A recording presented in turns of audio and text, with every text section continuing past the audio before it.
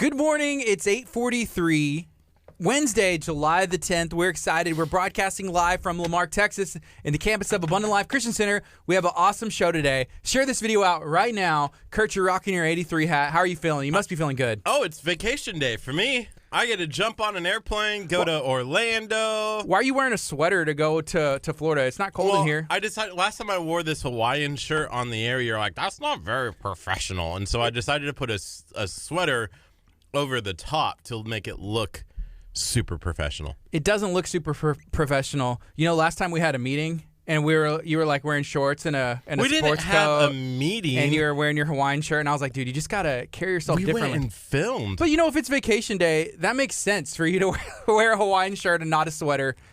It's kind of warm outside.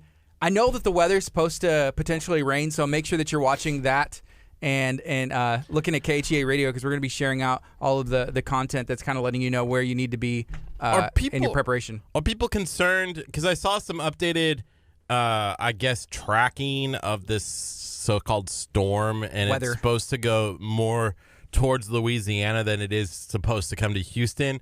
But it doesn't change the fact that you should still have a plan in place. It's hurricane season. It is, yeah. All summer long, it's hurricane season. So you should have a plan in place. You should have a bag ready to go. They have hurricane bags, and if you need any questions, the Texas City Education or Emergency Management team will be able to help you get what you need. So if there is ever a hurricane, you and your family is protected. We were at the hurricane huddle a couple weekends ago for the city of Lamarck. It was at the brand new fire station, and they were giving out information like, what do you do if there is an emergency? What do you do if you need to be if you're not really sure and you need to get prepared for a situation? So having a plan in place, knowing where you're going to go if you need to go, or having enough supplies like water, and having supply, like food and canned goods and stuff is very important. Admittedly, I'm kind of low on those things, so I need to make a stop, before this weekend, just for this portion of the year, to have, some bottled water, some canned good that can stay good for, a couple weeks or so. The one thing that's probably the one piece of if a hurricane ever occurred that I'm kind of like SOL. And it happened the last time too. Excuse me? Sorry, out of luck. SOL. Okay. Because if it was hard for me, I don't keep a whole lot of food in my pantry. So if I had to have 3 or 4 days without food, it'd be really difficult. I think you would just eat your cat's food. If you had to, would you? Probably. Yeah, I'd be like, it's survival. Sorry, kitty. Is the mouse really not going to work right now? Here we go. Disconnected. And we're about to go on the FM. Here we go. Good morning. This is KHEA Radio 99.5 FM. This is Kickstart. I'm Gardy. And I'm Curt. And it is Wednesday, July the 10th. We are in the middle of what we call hurricane season, so we're making sure that we are prepared, that Curt's prepared, I'm prepared, that you are. This weekend, it looks like there are some there's some weather going on in the Gulf in our area, so we always need to be prepared. Yeah, it's a good reminder. I think, it was kind of I'm hoping that it doesn't turn into anything for anyone. Yeah, we don't want it to go to Louisiana or anything like that, but let's go back out in the water. Yeah, go back out in the water. Just go be quiet. But shh, go to corners. Yeah, but it's a good reminder for everyone. It's kind of like like an early warning and saying hey, get ready. Get your stuff ready to go. Have your emergency plans in place. What do you do if the hurricane is another, situation? How do you get out? How do you pack your bags where you're ready to go and get on the road if you need to? So it's just a good reminder for that. Yes. Speaking of being prepared, being ready, I see Mark Kovish said, round one, fight. Last night we dropped a video of me and Curt, sword fighting, I guess what you'll call it. I think they call it stick fighting. And that was at Premier Martial Arts at the location in Dickinson. And we had a ton of fun whenever we went and did that. A year ago, basically, I think it was. Yeah, but it was so much fun. I remember me and you, we sat down at my house and kind of came up with the concept for the video and wanted to make it like Street Fighter, wanted to make it like a Mortal Kombat-esque game. I grew up playing those, like at Pizza Hut, CC's. I'm like, Mom, can I get 50 cents? It only costs $0.25, but I need that extra life, to be able to go to the local Pizza Hut and play and mom not look and see like there's blood in that game. I'm like, oh, I don't know. Don't look, mom. Eat the pizza, you know? Mortal Kombat, was that the one with the Scorpion Yeah, King? get over here. Yeah, it was awesome. I love that move. That move was the best, where you could shoot out and bring them to you and then just keep going. Yeah, no, those games are great. I loved it. Yeah, so that's kind of the feel that we had for that video. If you haven't seen that video yet, it is on our Facebook page. Maybe we'll put it as a featured video for a bit. We have our Lamarck video up there, and that video will live on forever. And hopefully we get to make another one soon. But, that'd be fun just to showcase that one for a bit.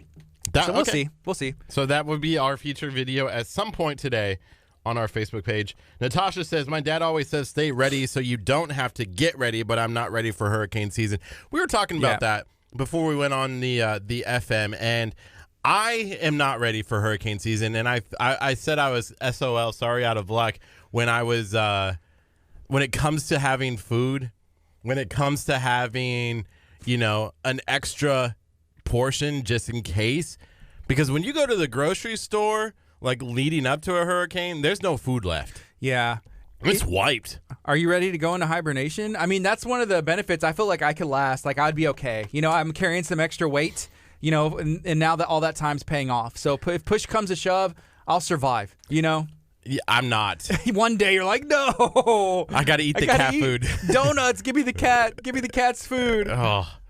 Do you live on the second floor or first floor now? First floor. Remember I had that little water incident? Oh, trust me, I will never forget about hearing you talk about any incident you've ever had in your entire life. So Kurt's going on vacation today. You leave tonight. Are you excited? It's vacation day. I'm super excited. Going to Orlando.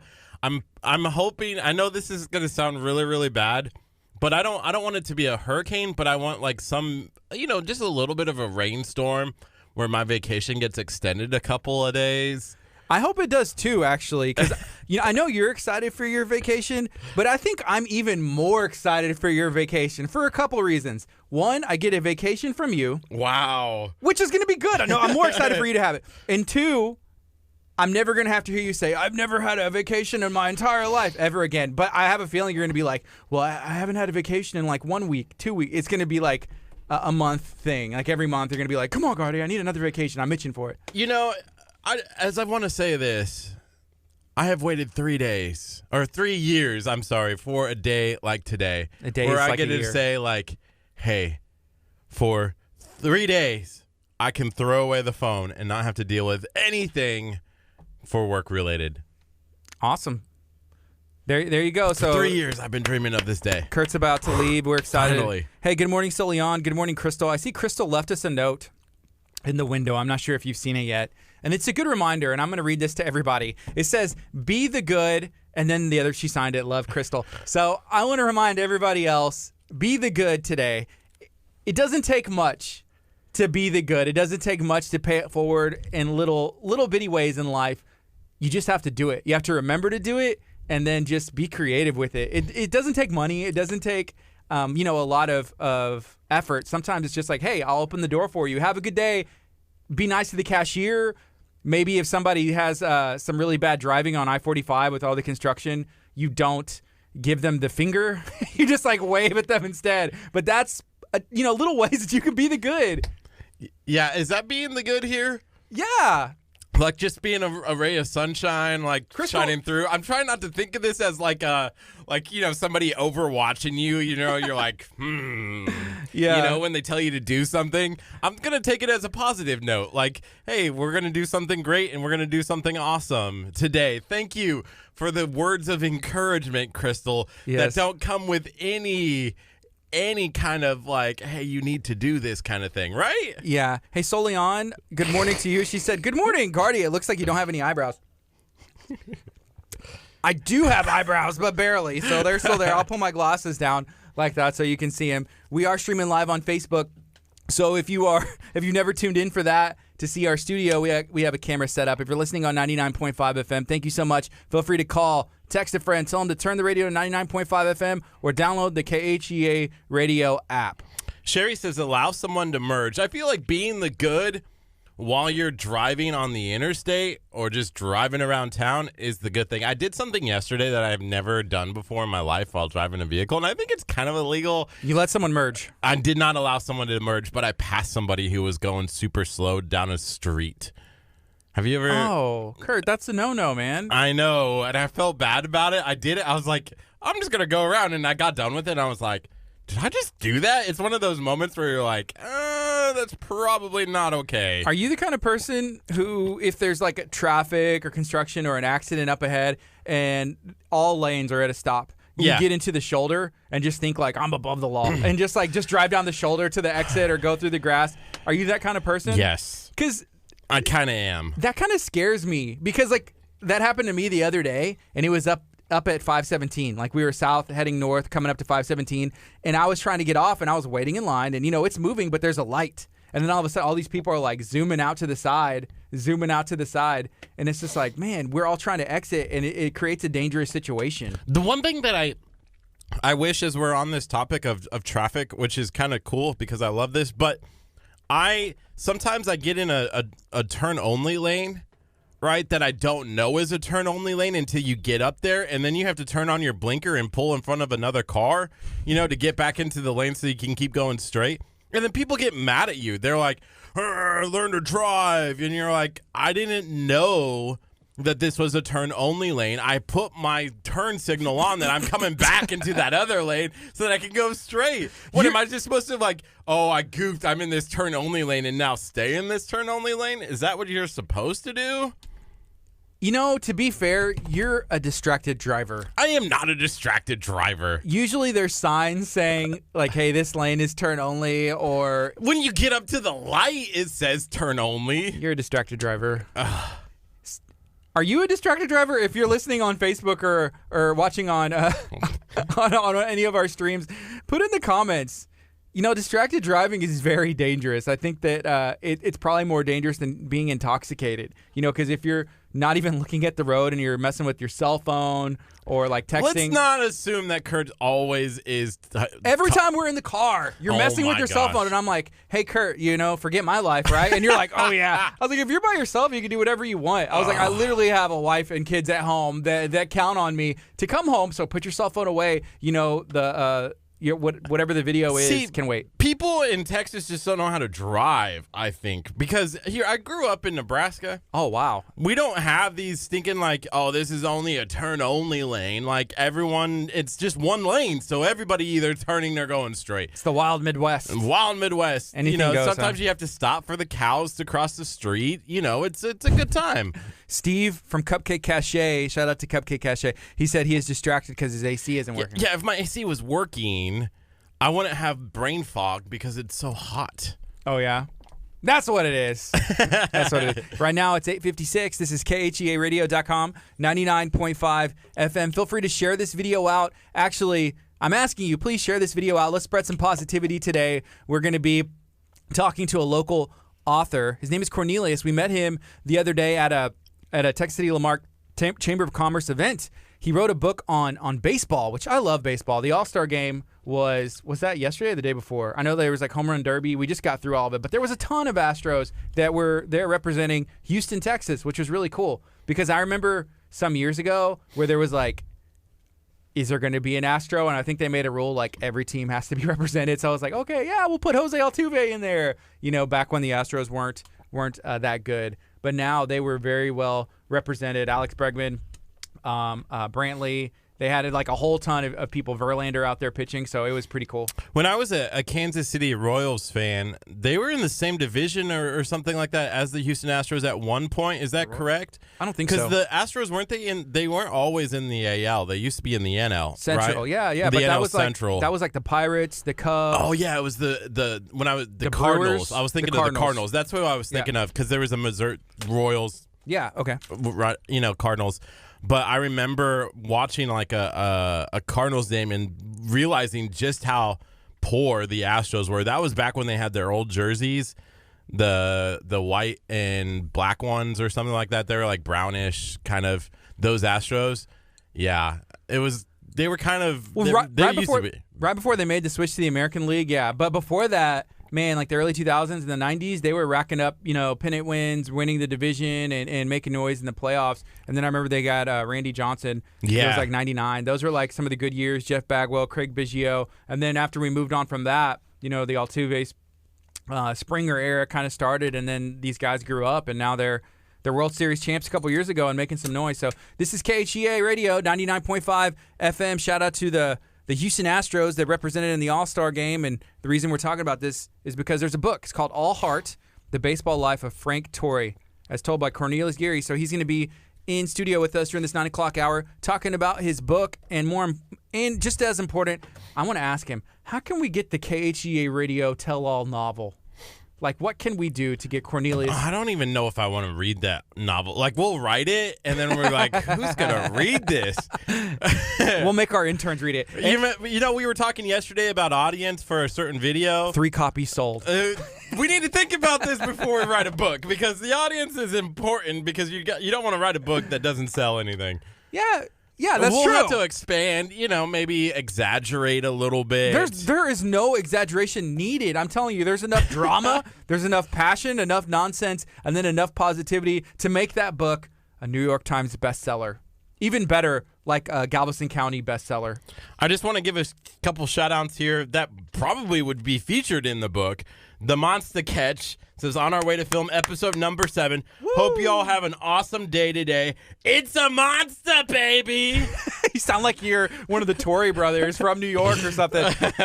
Hey, I want to get like on episode 9. Like just use I'll even like send a little bit of filming of myself, just like a shot. Curt, I think we need, or like send a KHEA sticker.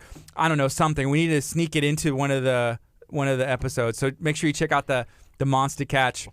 We're featuring it on KHEA Radio as well. It's 8:59. We're going to take a quick break. This is 99.5 FM. Kickstart is going to be on till 11 o'clock. We have a stacked show. We have Kayla from the Texas City Lamarck Chamber of Commerce. I'm excited to have her in. I think she's even more excited to get in studio, and she has a ton of stuff to touch on.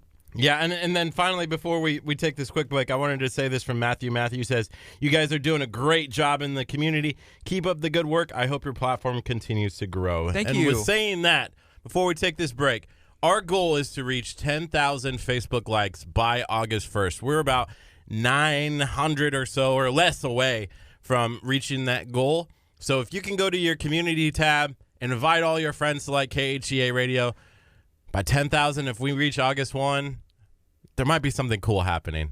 What's the coolest thing that y'all want to see happen? Because we want to make sure that we we'll do anything for you to invite your friends. Anything. It's 9 o'clock. This is KHEA Radio, 99.5 FM. We're going to take a quick break on the FM. We're keeping it going on Facebook. Ooh, that's a Texas Chronicle spot. Look no further than Texas Chronicles. History, mystery, and it. Say important again. Did I mess up the word important? Probably. Here, I'll use it. We can barely talk. The most important keto cupcakes are with the Cupcake Cache. 100%. 100%. We love Cupcake Cache. Go check them out there in League City, right next to Sloppy Nick's. Yeah. Shout out to Axe Masters as well. I saw that our good friend Robin was on here. I love following Robin on Facebook. If you're not friends with Robin on Facebook, you're missing out, because there's certain ways social media should be ran, and I feel like Robin's doing it right. Like as a business owner, as somebody who is doing stuff in the community. So I love seeing little insights into people's life. I try and do that to let people in as well, and not just post like KHEA Radio stuff, but also post some cool stuff that happens, that's going on just in the community. Yeah, I love the fact that right now I believe still, and correct me if I'm wrong, Robin, but you can take a canned food item and get 10% off at Axe Masters Texas, which is awesome. We're giving away tickets. We have, as I see Crystal still here. As I see. We still have tickets for Axe Masters Texas, so we're giving that video. Go check out that video, like, share, comment on that video, and you have a chance to win those tickets. Did I give anything away? I try not to. Crystal said, as Curt said, hey, we'll do anything when we get to 10,000 likes. And she's like, anything? Yeah. Maybe, probably. We'll see. And we're working on it, okay? We're working on it. Any arrangement that we have currently, kind of I don't know. Never sell working your on it. dignity. For sale. Well, yeah, for 10,000 likes, I guess we'll sell our dignity for it. Hey, Paul said I can't wait to see Kurt's this tattoo, Kurt, because that was the plan. Kurt, can you actually get a picture of me and you? And okay, because we wanted to get a KHEA radio tattoo. Of you. It cannot be a picture of you. Get a portrait. Oh no!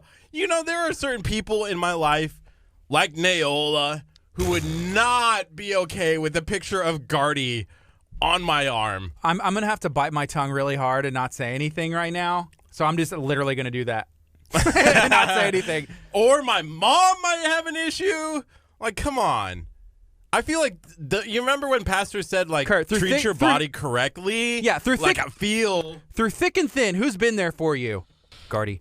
You know, from in the highs and the lows, who's been there for you, Gardy? You know what I mean? So who's gonna be there on your arm, hopefully for the rest of your life? Not Gardy. I think you should get one. And if it can't be, you know, if it says like Kickstart with Gardy and Curt and it has like our portraits, and it could be even like think of like 80s style or like I don't know, like you know how there's a portrait where it's like a blacked out background and there's like a full body and then like a face. It can be both of us and we can get it on your back if needed. So we need more portrait room. I brought this up so you guys can help me here if you're listening on our Facebook page right now. I want to get just a radio tower, like the KHEA app tower that's on our app. I love that tower. I think that tower is amazing. It is. It's good. It's a good app, right? It's a great app. But I don't know if I want to have the words KHEA. Then it's not a KHEA radio tattoo. But and I'm doing the claps like the emoji. Then it's not a KHEA radio tattoo. If it doesn't have KHEA on it, it's just a tower. Anybody can use a tower. That's our tower. We trademarked it. No, we didn't. We're going to trademark it. Anybody can use it. We'll TM it, and then we'll have to update the app. So, y'all help me out here. I don't know. I mean, out. I want to do something cool when we reach 10,000 because here's the thing. And people are like, oh, it's only 10,000 Facebook likes. Blah, blah, blah. Well, you know what? It's a big deal for us because we set a goal when we started KHEA, and we realized how important social media is. The more people who are tuning in, the more people who are part of this radio station, the more we're able to do things. And if we're able to continue to grow, we need you guys sharing out our content. We need you guys tuning in. And, you know, to reach 10,000 at an early stage, literally a year and a half into our radio station without buying the likes, without doing anything that's promoting KHEA radio, it's a big deal for us. So we just want to say thank you. I'll buy some likes right now. I have $1. I have $1 in here, so we can buy. Someone's like, I'll like a page for $1. Yeah, so we're excited. We're about to bring our guest in. It's 9:05. Let us know what you have going on today, so that way we can see if we can spread some positivity with what you're doing. Amy said put KHEA Thank on you, the tab. Amy. Thank you. I agree as well.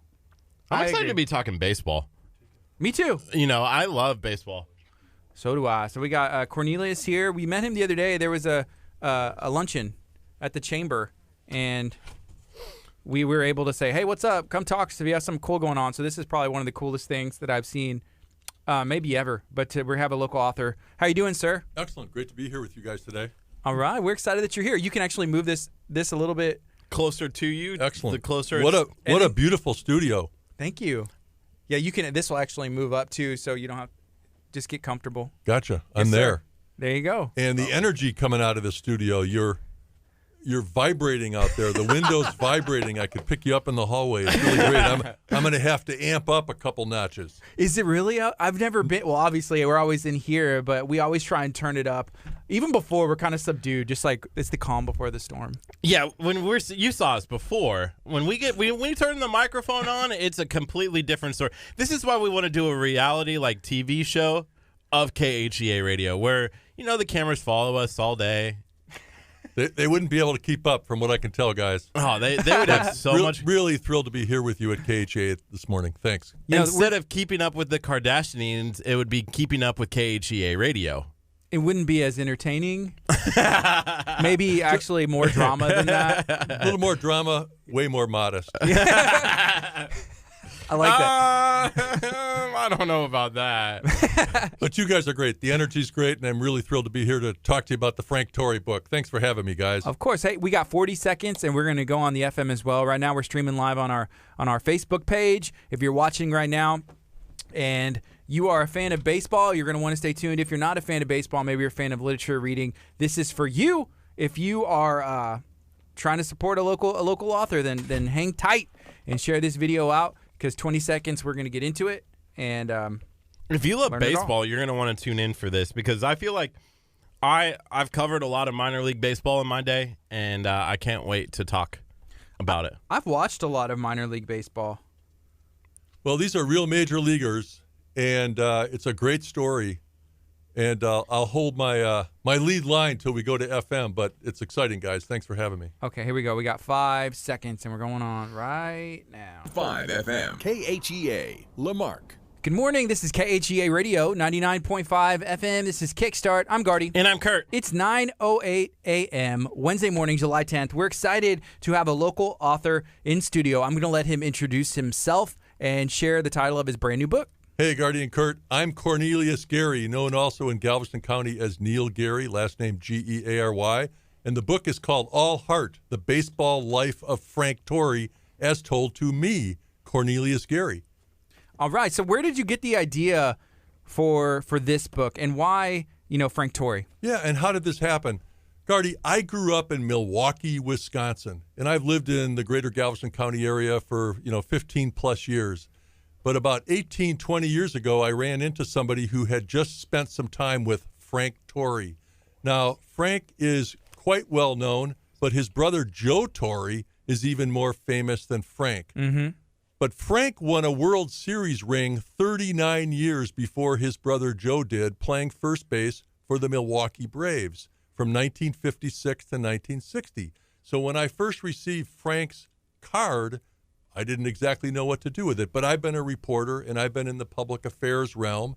So I got up the courage to call Frank, and I gave him a call, and the great Milwaukee Brave came to the phone. Wow. And we began a dialogue. And I lived in New York at the time, and I was able to get together with him. And at that time, his brother Joe was managing the New York Yankees. And then that began a journey where I was able to spend a lot of time with Frank, visit his business, visit the home they grew up in Brooklyn, spend some time with him at his home in Coral Gables, Florida, tape his entire life story, and then began to turn it into this book. So it was a thrill of a lifetime for a kid from Milwaukee to meet with one of his baseball heroes and then get that guy's life story. And that's what's in this book. One other thing I'd add, and I'm sorry, Curt, as I was thinking about application to our audience here today, I thought of 4 things: inspiration, faith, adversity, and diversity. All those things are reflected strongly in this book. The first thing that I thought of, the Torrey family has a really good, piece in baseball. Joe Torrey was the manager of the New York Yankees. How are Frank and Joe related? They're brothers. Okay. And it's such an interesting story, Curt, and it comes out in this book. Frank is 10 or 12 years older than Joe. He was considered one of the greatest young baseball players ever to come out of Brooklyn. Now it gets into some of the adversity of this story. Joe was an unwanted child. Their father was psychologically abusive. He was a New York City detective connected to the mob. Wow. And Frank was off in the minor leagues. And Joe was under great duress, psychological duress from the father. And in fact, Frank had to come back from the minors and put the father out of the house after years and years of abuse in the household. And so the first chapter in this book is riveting. It's probably a movie in itself. It's not where we ultimately want to focus, but it shows Frank and Joe overcoming adversity in making their baseball careers happen. Now, Curt, to your question. Frank, after 2 seasons with the Milwaukee Braves, was trying to make a life for his younger brother, who didn't seem like he'd be a baseball player. And this is what gets into the inspiration as well. And in his contract, he had that the Milwaukee Braves needed to take Joe into the instructional league. And at first they were going to back off of that. And Frank said, well, then I'm not coming to camp. And they said, okay, we'll take the kid. And then Joe Torre's career just blossomed after that. So they passed each other, where Frank ended up leaving baseball after 5 or 6 years, and then Joe became the great MVP and Hall of Famer that we know today. How much of an age difference is there between Frank Torre and Joe Torre? 10. It's 10, 12. It's 10 years. 10 years? Yeah. So when Frank is 25 and playing in the majors, Joe is 15, but he's following his brother around. Sure. He's in the locker rooms. The Braves and the Yankees played stunning World Series 7-game contests in 1957 and 1958. The Braves winning in 7 and 57, Frank hitting 2 home runs, and and the Braves losing to the Yankees in 7 games in 1958. But Joe was present for all that, with his brother being a world champion. One of the things before we get too far into this, I just wanted to ask, it seems that you have a lot of knowledge of baseball. So how come baseball? Like, why is baseball so important in your life to be able to write a book about it? Well, what's really interesting, I'll extremely modestly, Curt, in the course of putting this book together, I ran into researchers who know like 100 times more about baseball than I do. So one, I just have always loved baseball. I grew up in Milwaukee. The Braves, all the players, Henry Aaron, Eddie Matthews, Warren Spahn, Frank Torre, these guys were our boyhood heroes. And then to run into Frank, and as a reporter, to have the basic skills to be able to get the story from him. But secondly, in the last year or two, when I found a really great publisher in Milwaukee called Henschel House, and I'll spell it because it's the great German spelling in Milwaukee, Henschel, and then uppercase Haus, Henschel House Publishing, where we really were focused on getting this book out. The digital world has changed everything from when I first was interacting with Frank. I didn't have the resources of going to baseballreference.com or to SABR, the Society of American Baseball Research, where at the touch of a fingers you can look up Henry Aaron, Mickey Mantle, Willie Mays, Roberto Clemente, and just find all these stats. So I just had a field day with the basic story that Frank gave me, and then the ability to get some really cool pictures. This book has 125 pictures in it. In the hardcover, 25 of them are in color. And then I really worked to add value by doing some meticulous research on the captions of folks like Jackie Robinson, Henry Aaron, Roberto Clemente, Orlando Cepeda. So I just dove into it, but modern technology really helped me be able to do this, Curt. Right now we're talking to Cornelius Gary about his brand new book, All Heart.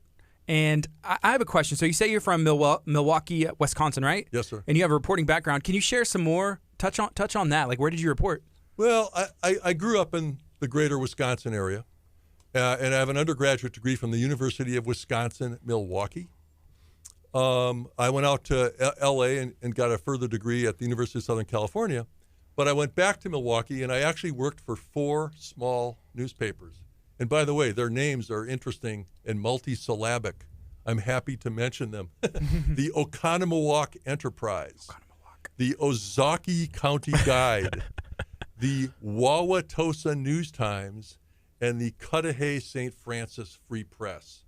Now, this was in the late 70s, early 80s, and then I still had the reporting bug, guys, and I shipped myself to New York, and I got really lucky, and I got a job with a national magazine that was a McGraw-Hill publication called National Petroleum News.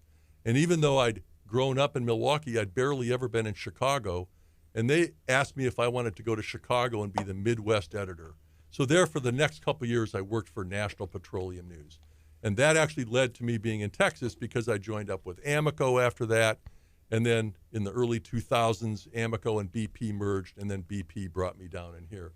And I left BP, I like to say of my own volition, about 3 or 4 years ago. Really had a great time with the company, I think doing some marvelous things. And then I was able to turn my attention to a lot of my own personal projects, such as making sure this book got published. Wow. There's a lot going on there. I like all the different publications. Are those cities that are over there? Well, yeah, they are. They're small towns or cities, And when you start out on a small newspaper, like you start out, doing Friday night sports, right? Mm-hmm. I mean, really, what could be more to the life of the community than making sure, you're covering the football games and the basketball games on Friday nights, getting the local police beat, whether it's, vandalisms or stolen shopping carts. You know what I mean? It's Yes. just like that's where the news is, What do you think about the current state of the news? Newspapers, television, radio. Where do you see it going? Wow. In one respect, well, Gardy, great question. In one respect, that's a pretty loaded question. A little bit. So I'll tread. I'll Introducing our new segment, The Shakedown. right. I will tread lightly, but here's what I'll say. There are so many resources available to us now that you can see so much, in an hour, that we're all responsible for what it is that we intake. So we're all, I think, really sophisticated consumers of information today.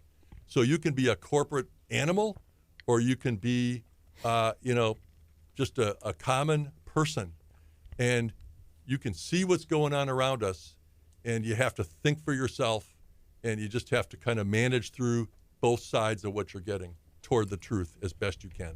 All right. This is KHEA Radio, 99.5 FM. Right now it is 9:19. We're talking to Cornelius Gary about his book, All Heart. It's about baseball. And Curt, I grew up, playing and watching baseball. I remember like Mark McGwire, Sammy Sosa, the home runs, and all the issues Barry and stuff that went. Bonds. Yeah, Barry Bonds. But back in this time with the Torrey brothers, that was a different era, and there wasn't that stuff going on. But there was controversy, with race and some other things in the game. Can you speak on any of that? Gardy, again, another great question. That's what also I think made participating in this book with Frank so interesting, exciting. Frank came out of Brooklyn in the late 40s. He went into the Army in the Korean War. But he was considered one of the great young ball players to come out of Brooklyn. And in those days, the late 40s and early 50s, when, say, the Giants, who played at the Polo Grounds, and the Dodgers, who played at Ebbets Field, would leave town and go on the road, freelance teams, let's call them, would come in, and they would have some of the great African-American players of the day who at that time were not able to play in the major leagues. So the young Frank Torrey, as a boy, at the age of 15 or 16, played backup. Even though he became a first baseman, he was considered a great young pitcher. He played the outfield behind teams with Satchel Paige pitching. And that's why the very first picture in this book is of Satchel Paige, because I wanted to recognize that when Frank first came up, Major League Baseball was not integrated, but when he entered in, it had become integrated. But he played on great teams as an amateur, and then when he came up as a pro. So in this book, for instance, in 1956, was his first year up with the Braves as a rookie, but it was also Jackie Robinson's last year. So Jackie Robinson really didn't have a tremendously long career. I think it was maybe 9 years, but it was Jackie Robinson's last year. So can you imagine being a rookie first baseman and a guy gets a single for the Dodgers and the guy standing on first base is Jackie Robinson, and you just got here and that's Jackie Robinson? Or that your right fielder is Henry Aaron? Or that your great pitcher, Warren Spahn, is trying to get out Roberto Clemente? And so these great players now in a newly integrated baseball, Latin players, African-American players, are now making an impact on Major League Baseball, big time, on both coasts for the first time. It's a tremendously exciting era. One of the things that I find really intriguing about baseball is it's America's pastime. There's so many good stories dating back even, with the Chicago White Sox back in the day with the cheating scandal in the 1920s. 1919. And then I don't know, for just to reference people who don't know, but, they were the team that was supposed to win the World Series, and they decided that they were going to purposely lose the World Series and made a bunch of bets on themselves to lose the World Series. It made tons of money off of it. Or you got Babe Ruth, who defied all odds and hit a whole bunch of home runs. It's it's really kind of a cool pastime sport. And I used to cover. I used to be a news reporter for Omaha, and Omaha has the Storm Chasers, which is part of the ballpark club for the Royals. And one of the guys that I had the pleasure of going out to the Storm Chasers game and watching, and you always got free food as part of the media, which was awesome, but was Will Myers. And Will Myers is now in the major league hitting a bunch of home runs and doing really well. But I remember him as a young kid hitting home runs at Warner Park, and it's just kind of cool to see that. How have you been able to, look back at your time, watching these players and be able to be like, man, now I get to write about it? Curt, you touched on so many interesting things in your great question, ranging from Babe Ruth to Omaha, where the College World Series is still held every year, and that was just a week or two ago. And I kind of forget. I think Vanderbilt beat Michigan in the final, right? That Louisville pitcher. Did you see that? He was like doing this stare down, and then he dropped some bad words, some bad language, but it was kind of like he was like, "What? Come on!" And then they popped him, right? I mean, they took him deep. You mentioned Babe Ruth, but I'll hit the generations that I think you really asked about there. I mean, not everybody remembers that, Babe Ruth started out as a pitcher with the Boston Red Sox, and he could have been one of the great pitchers of all time. And I think he still pitched a little bit when the Red Sox traded him to the Yankees. And a lot of people talk about that curse of the Red Sox, which really didn't end until 12 or 14 years ago, was because they got rid of Babe Ruth and he became a great New York Yankee. This book, in the first section, the first picture in a section called Rarities, has a really interesting picture of Babe Ruth in the last year of his life, wearing a suit, standing with Yogi Berra early in his career. But I think what you touched upon, these generations going all the way back to that All-Star game last night and that home run derby the night before, it was mind-boggling. These guys were rookies pounding it out. One of these guys hit it over 29 times in 4 minutes. I mean, the abilities of these kids today. The game has continued to change, progress. The athletes have always been great. They seem to have got PEDs out of it. These are really well-conditioned athletes. Everything they eat is, part of a regimen. It's an amazing new game. It's faster, stronger. I would say, though, from one of the talks that I gave, Gardy, where I had some related questions, one of the things that's different in the game today, they play very, very hard, but in those days, they used to get into it a little more. They would purposely try to hurt each other. They were good at disguising it, but they would slide into each other. They would fist fight in games. Now, I know there's brawls. I saw a guy get beaned last week, but actually this guy got beaned. I think it was Pirates hitting a Cub, and the benches didn't clear. He just went to first base. So it's a little bit more of they're making so much money today, Curt, that I think it's a little more of a gentlemanly game than it was when, I don't think Willie Mays ever got paid more than $100,000.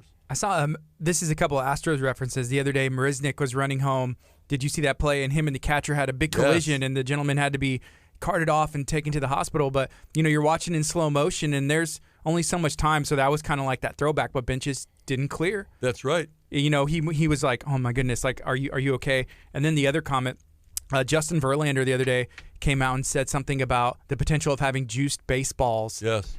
And I remember watching the Astros World Series run, which was amazing, but there were so many home runs hit, and they did change like it said, World Series edition baseball, and some of the guys were claiming that maybe the late, I don't know, something was different. Yep. Mm-hmm. And so it's just different, but I think that baseball is trying to keep up with, the run and gun of football, basketball scoring more points than they have in some time. So maybe speeding up the game. I don't know. What do you think? Gardy, that's a really astute observation that you just made. And, we're all learning people, and I learned something new about the baseball just kind of following the news that you mentioned. Yes, it was Lucroy at the plate who took that elbow, and he was pretty much knocked senseless for a few minutes, and I haven't heard, but I hope he's okay. But those collisions do occur at the plate. But part of the Frank Torrey story is when he left baseball early, in his view, because he was sent after 6 successful years, he ends up back in the minor leagues. Then he comes back up with Philadelphia, but he wasn't going to stay any longer. He became an executive with Rawlings. And as he tells the story, Spalding had held the baseball franchise. So they had the franchise to manufacture all of the baseballs through almost all of Major League history. Mm-hmm. And now as a Rawlings executive, Frank goes after the franchise, and he teaches his people, and they learn how to manufacture better baseballs than Spalding, according to this story. And they actually do capture the Major League franchise of manufacturing the baseball. Now, they can tighten it up, and they can do things with the core, but I didn't know until reading this news story that the major leagues have purchased Rawlings. So they're now no longer manufactured by an independent third party that meets a specification. Baseball itself owns the company that makes the baseballs. So that's wherein lies this controversy a little bit, because the players are saying, we don't really see what's, so I'm not going to go too far afield. Yeah. But we saw the commissioner come out yesterday, or right before the All-Star game, and say, no, we're not doing anything different to the balls. They're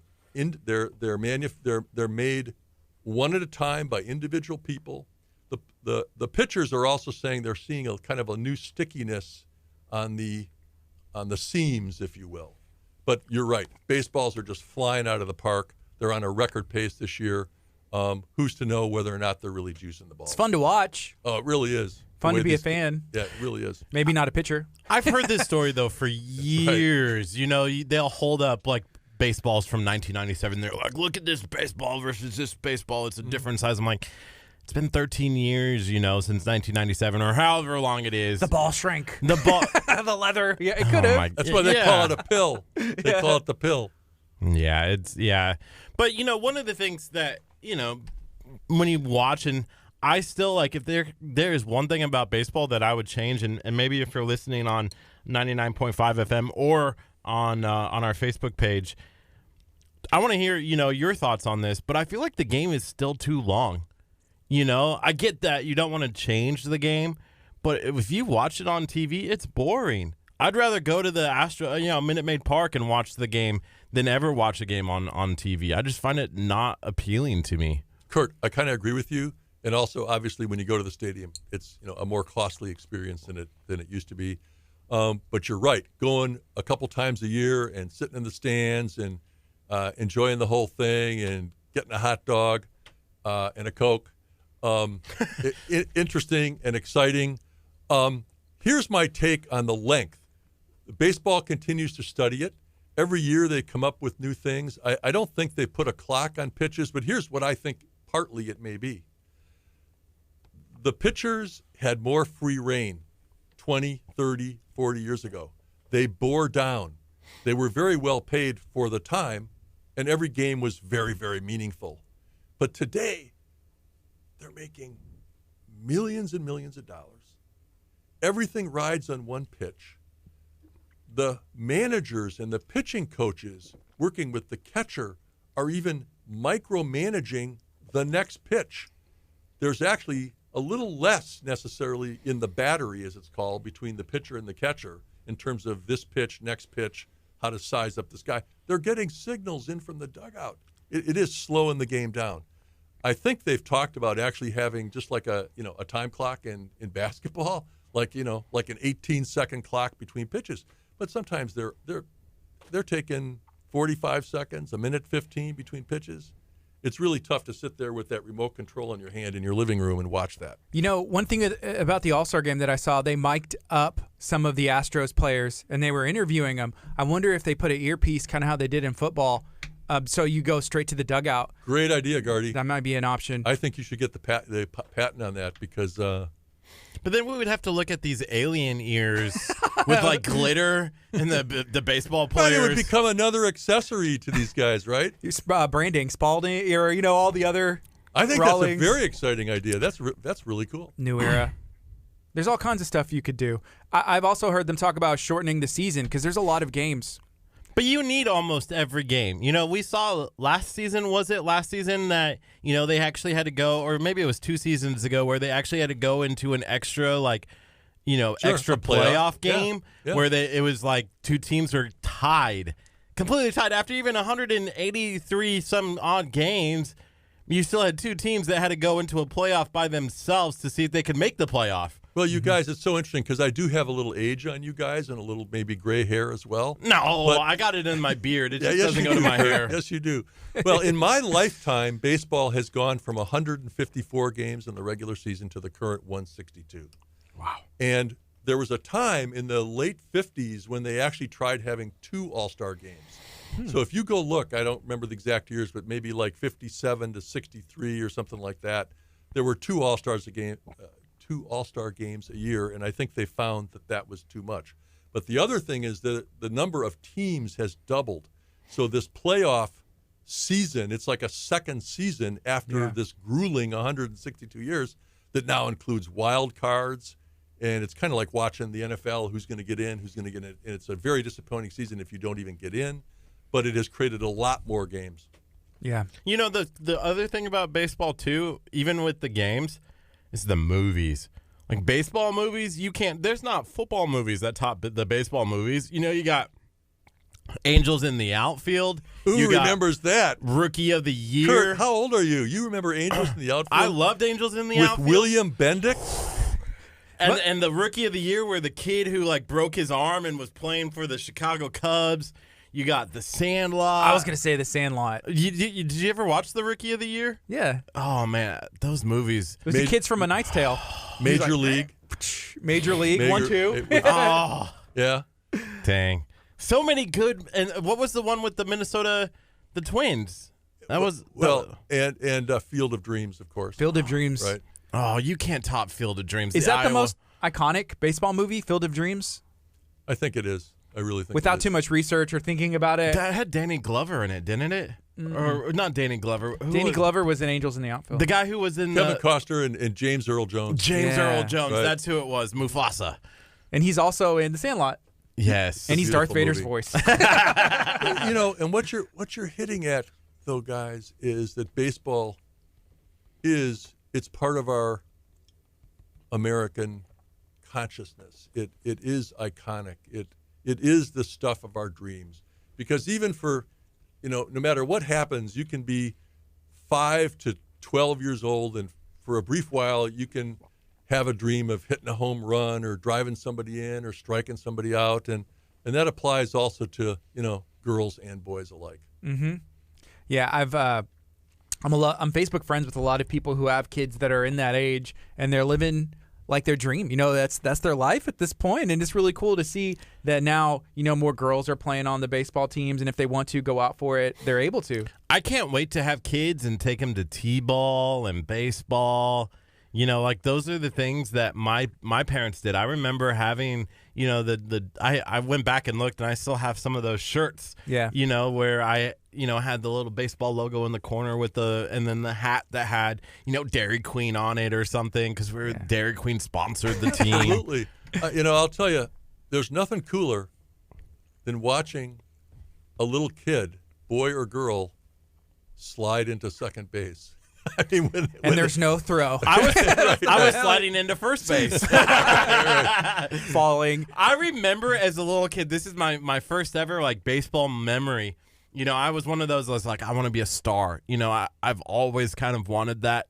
Kind of stardom ever since I was playing t-ball, and I always wanted to catch the ball. I always wanted to be that star in the outfield. And I remember I was sitting as a pitcher playing t-ball. And I was sitting there, and all of a sudden, this guy hit the ball, and I'm standing there, and I'm looking around. Where did the ball go? Where did the ball go? And then I just released my hand. It was sitting in my glove, and it dropped on the ground. So I had caught the ball without even realizing I caught the ball, and it dropped to the ground. I'm like, oh, shoot. So I picked it up. And instead of throwing it to first, I was like, I have to run. So I ran to first base and got him out. And I remember that moment, forever because it felt like a whole minute that do remember ball. those moments forever because they're so great. Are you sure that wasn't part of a pickoff play that you planned? No, but that was funny. Like I remember sitting there. It felt like the longest minute of my life that ball was in my hand. But I don't know why he didn't count as out because obviously it was sitting in my glove the whole time. Well, Kurt, umpire. And you brought this out, and I hadn't even thought of this, but I was, I think, 13 or 14. I was playing right field for a pretty good Little League baseball team in Milwaukee, Wisconsin, and a line drive came my way, and I caught it between my legs. How'd you do that? I just did it. Now, however, I was taken out of the game. The coach was not thrilled that his right fielder thought, "Oh, okay, this is so routine. I think I'm going to catch it between my legs." But you just reminded me of something else that is really more relevant. When I grew up in Milwaukee, I mean, think of it. Our right fielder's Henry Aaron.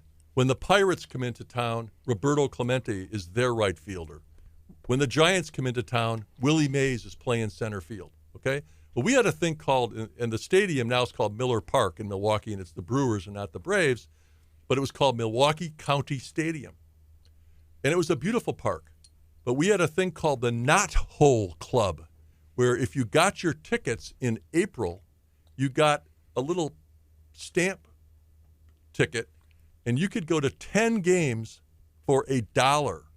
It was 10 cents a game to sit in the right field bleachers. You could go anytime you wanted during the season. So you were in for a dime. Your parents gave you a quarter. A hot dog was 15 cents. A Coke was a dime. The baseball experience in those days was 35 cents. And you're watching Warren Spahn pitch, Henry Aaron at bat, Eddie Matthews at third base. Oh, here's Willie Mays coming up. It was just an amazing time to grow up, you guys. Wow. That's awesome. You know, Did you go to I'm sorry, go ahead. I was just going to mention that, you know, speaking of Milwaukee, whenever I was living in Nashville, the Nashville Sounds were the AAA team for the Brewers, and so I was able to see, I believe it was Ryan Braun. He was smashing homers, and then he got into some issues, and I think it was PEDs and everything.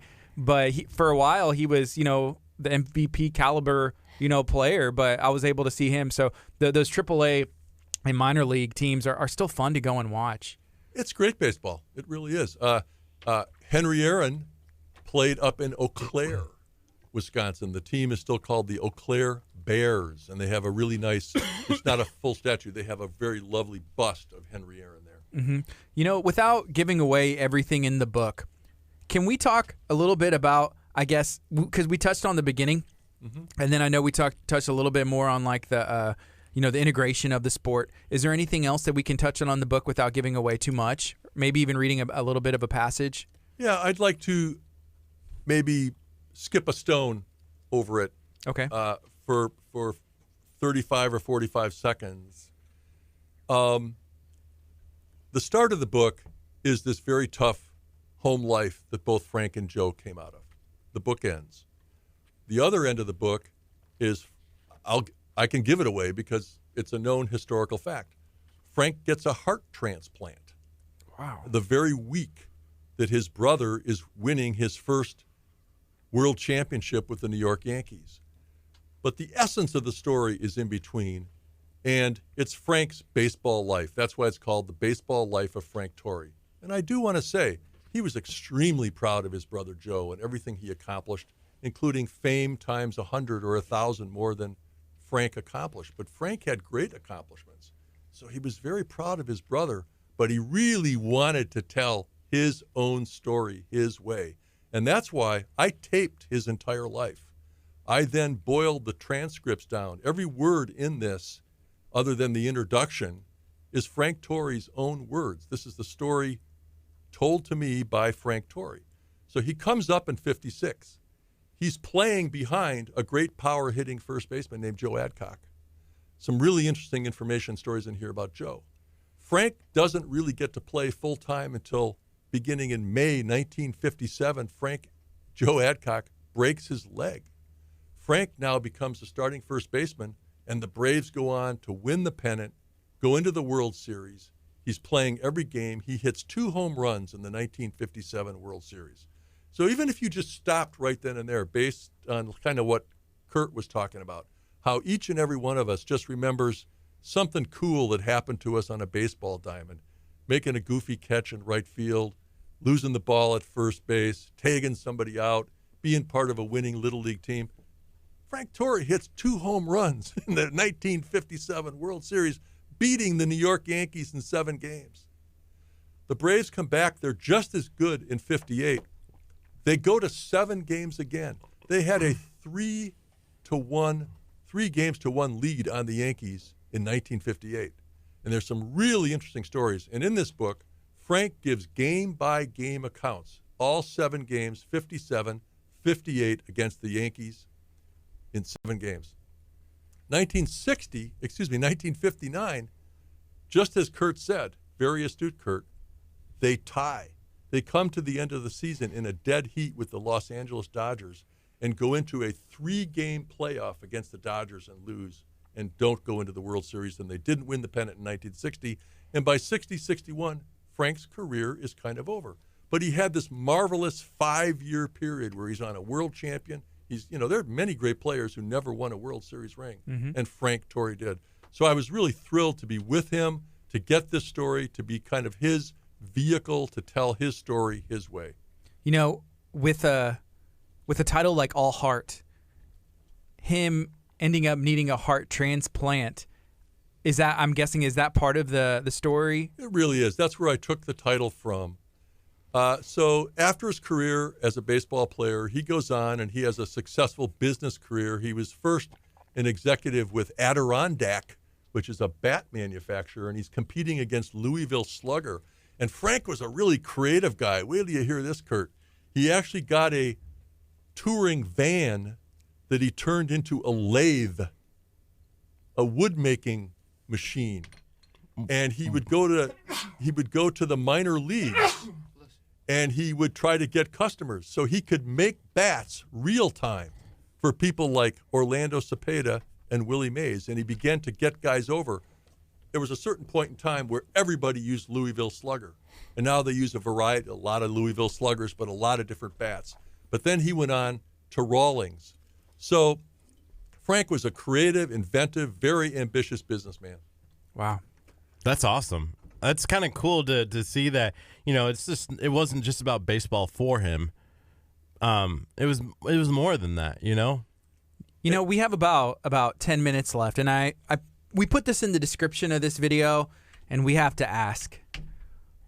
We need a KHEA radio novel, the story as told by Curt Casper and Gardy Garcia. We just need to be pointed in the right direction, and I feel like this appointment was not made by accident.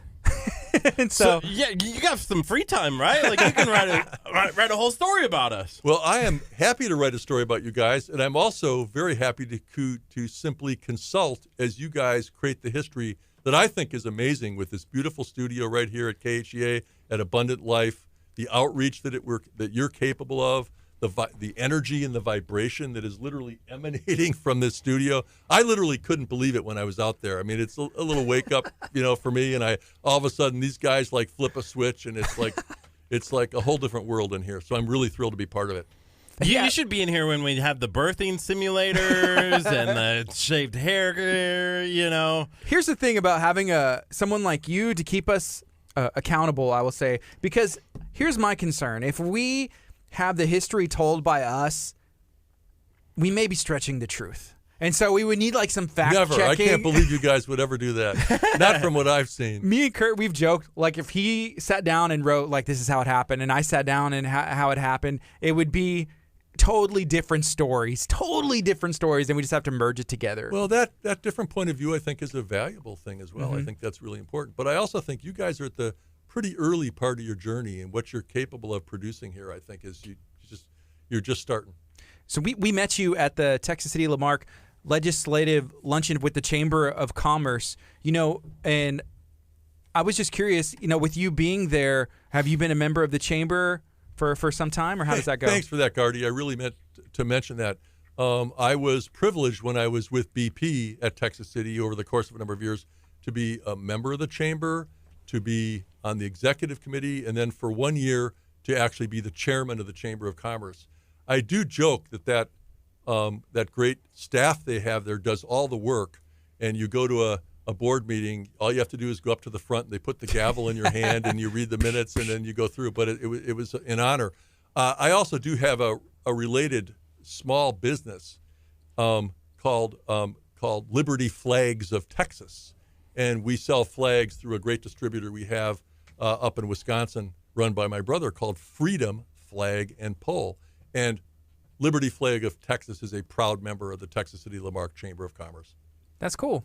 That's awesome. We're brand new members. We had stopped in not too long ago, actually, and we were saying, hey, what can we do to get involved? You know, we love the area that we're in. You know, Galveston County, we broadcast in Lamarck. I grew up here. What can we do to partner together? And they're like, well, you'll need to be members. We said, okay, that's the first step, and we want to do everything we can to promote this area.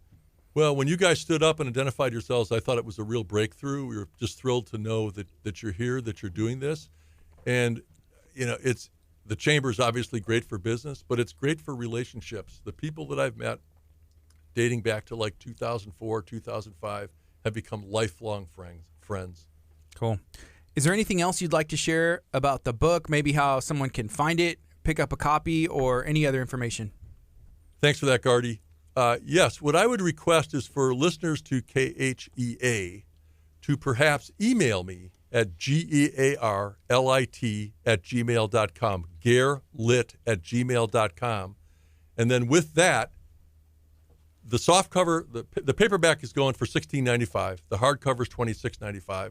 And I'd be happy to autograph it, sign an inscribed copy, and get it to you. You can also get the book at Amazon.com or at our great publisher, Henschel House Publishing, which I spelled before.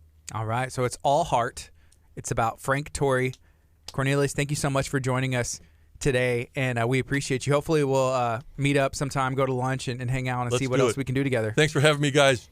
garlit@gmail.com. Happy to get you all a copy. Thanks. We're going to take a quick break. Whenever we come back, we're going to have Kayla from the Texas City Lamarck Chamber of Commerce in studio answering everybody's questions and talking about all the good things that the Chamber is doing currently and going into the future. It's 99.5 FM. Coming up next, we have 10th Avenue North Secrets. Go download the KHEA radio app. Go do it right now. Go do it. Do it. Wow, guys, was that fun? That was fun. Great job. Thank you, Cornelius. Oh, I really loved in. it. I really loved it. We'll Man, it gets the mouth working. If you start writing the first chapter of our book, we'd be appreciate you know what it. you guys, I'll work with you on an outline, and I'll also. I actually was a college English teacher when at USC for a couple years, and I mean, if you guys just kind of keep a log. Just keep a log. Just make some notes from time to time so that you don't have cool stuff happen that you don't remember anymore. Mm-hmm. Just kind of keep a little running log, and you will get a book. Are people going to be upset if we're talking about all the fights that we have? I feel like the drama's there. We can. Oh yeah. We got to sell. You know what, you guys? Right now, I'm consulting a friend whose first novel's coming up, and his really great book didn't seem to have enough conflict in it. Look, yours is more of an inspirational market growth kind of story with any little back and forth is kind of like fun, and you're not trying to create real conflict within it. But no, I think you got a great story here, and I think the Daily News ought to cover the fact, if they haven't done a story on the fact that you're here and what you're doing and what your mission is. I think it's a really great story, and I think the Chronicle too. That'd be fun. So it's you guys who are PR for other people to be getting some PR for yourselves it gets a little tricky. It's hard to do. It's not that easy. Yeah. Thanks for the wake-up call, you guys. Thank you. You're amazing. Good morning. Thank you. You guys are amazing. We appreciate it, Cornelius. Thank you, Curt. Appreciate it. Let's do it at lunch, guys. Thanks, all Gardy. right. Appreciate it. Young man, I forgot your name. Eldridge. Thank you. I won't forget it. Can we talk about that really fast, Gardy? I just heard him say his name one more time, and that is I swear he's changing his name on us on purpose.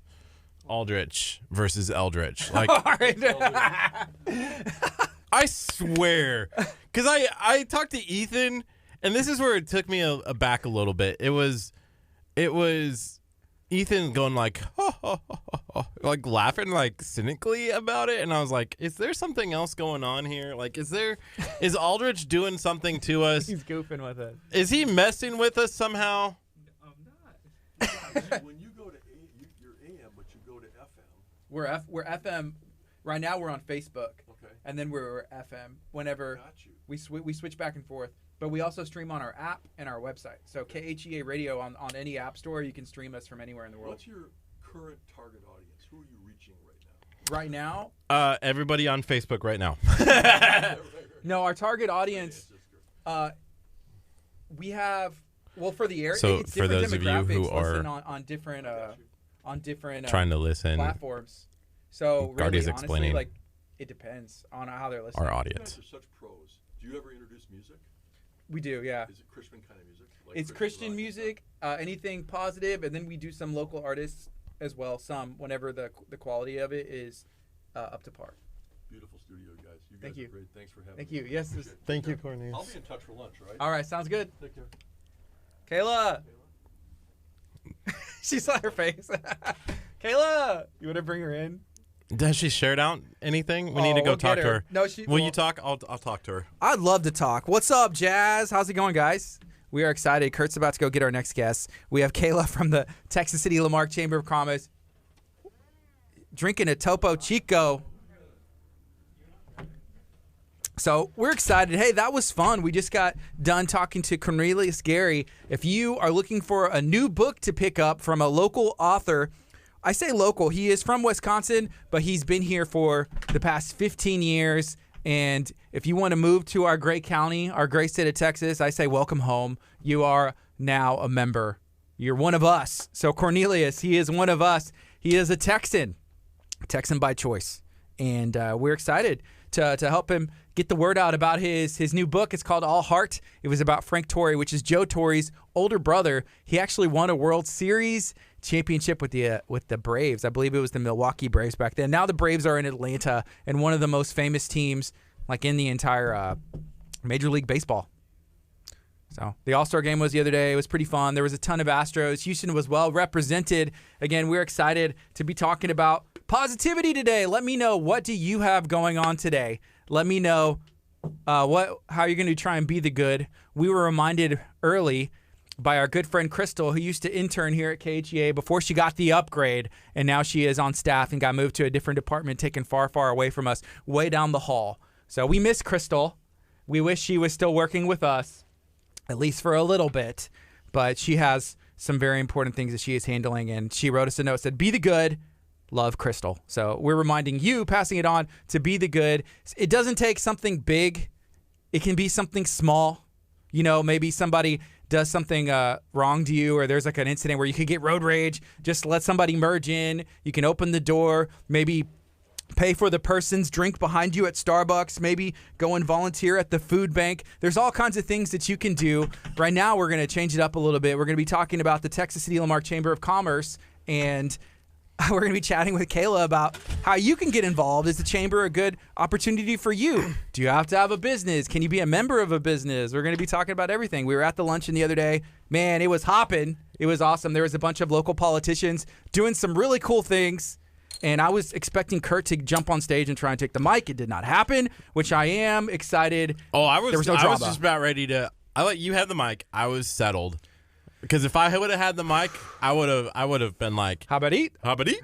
And then just like drop the mic. Bam. That's it. That's it.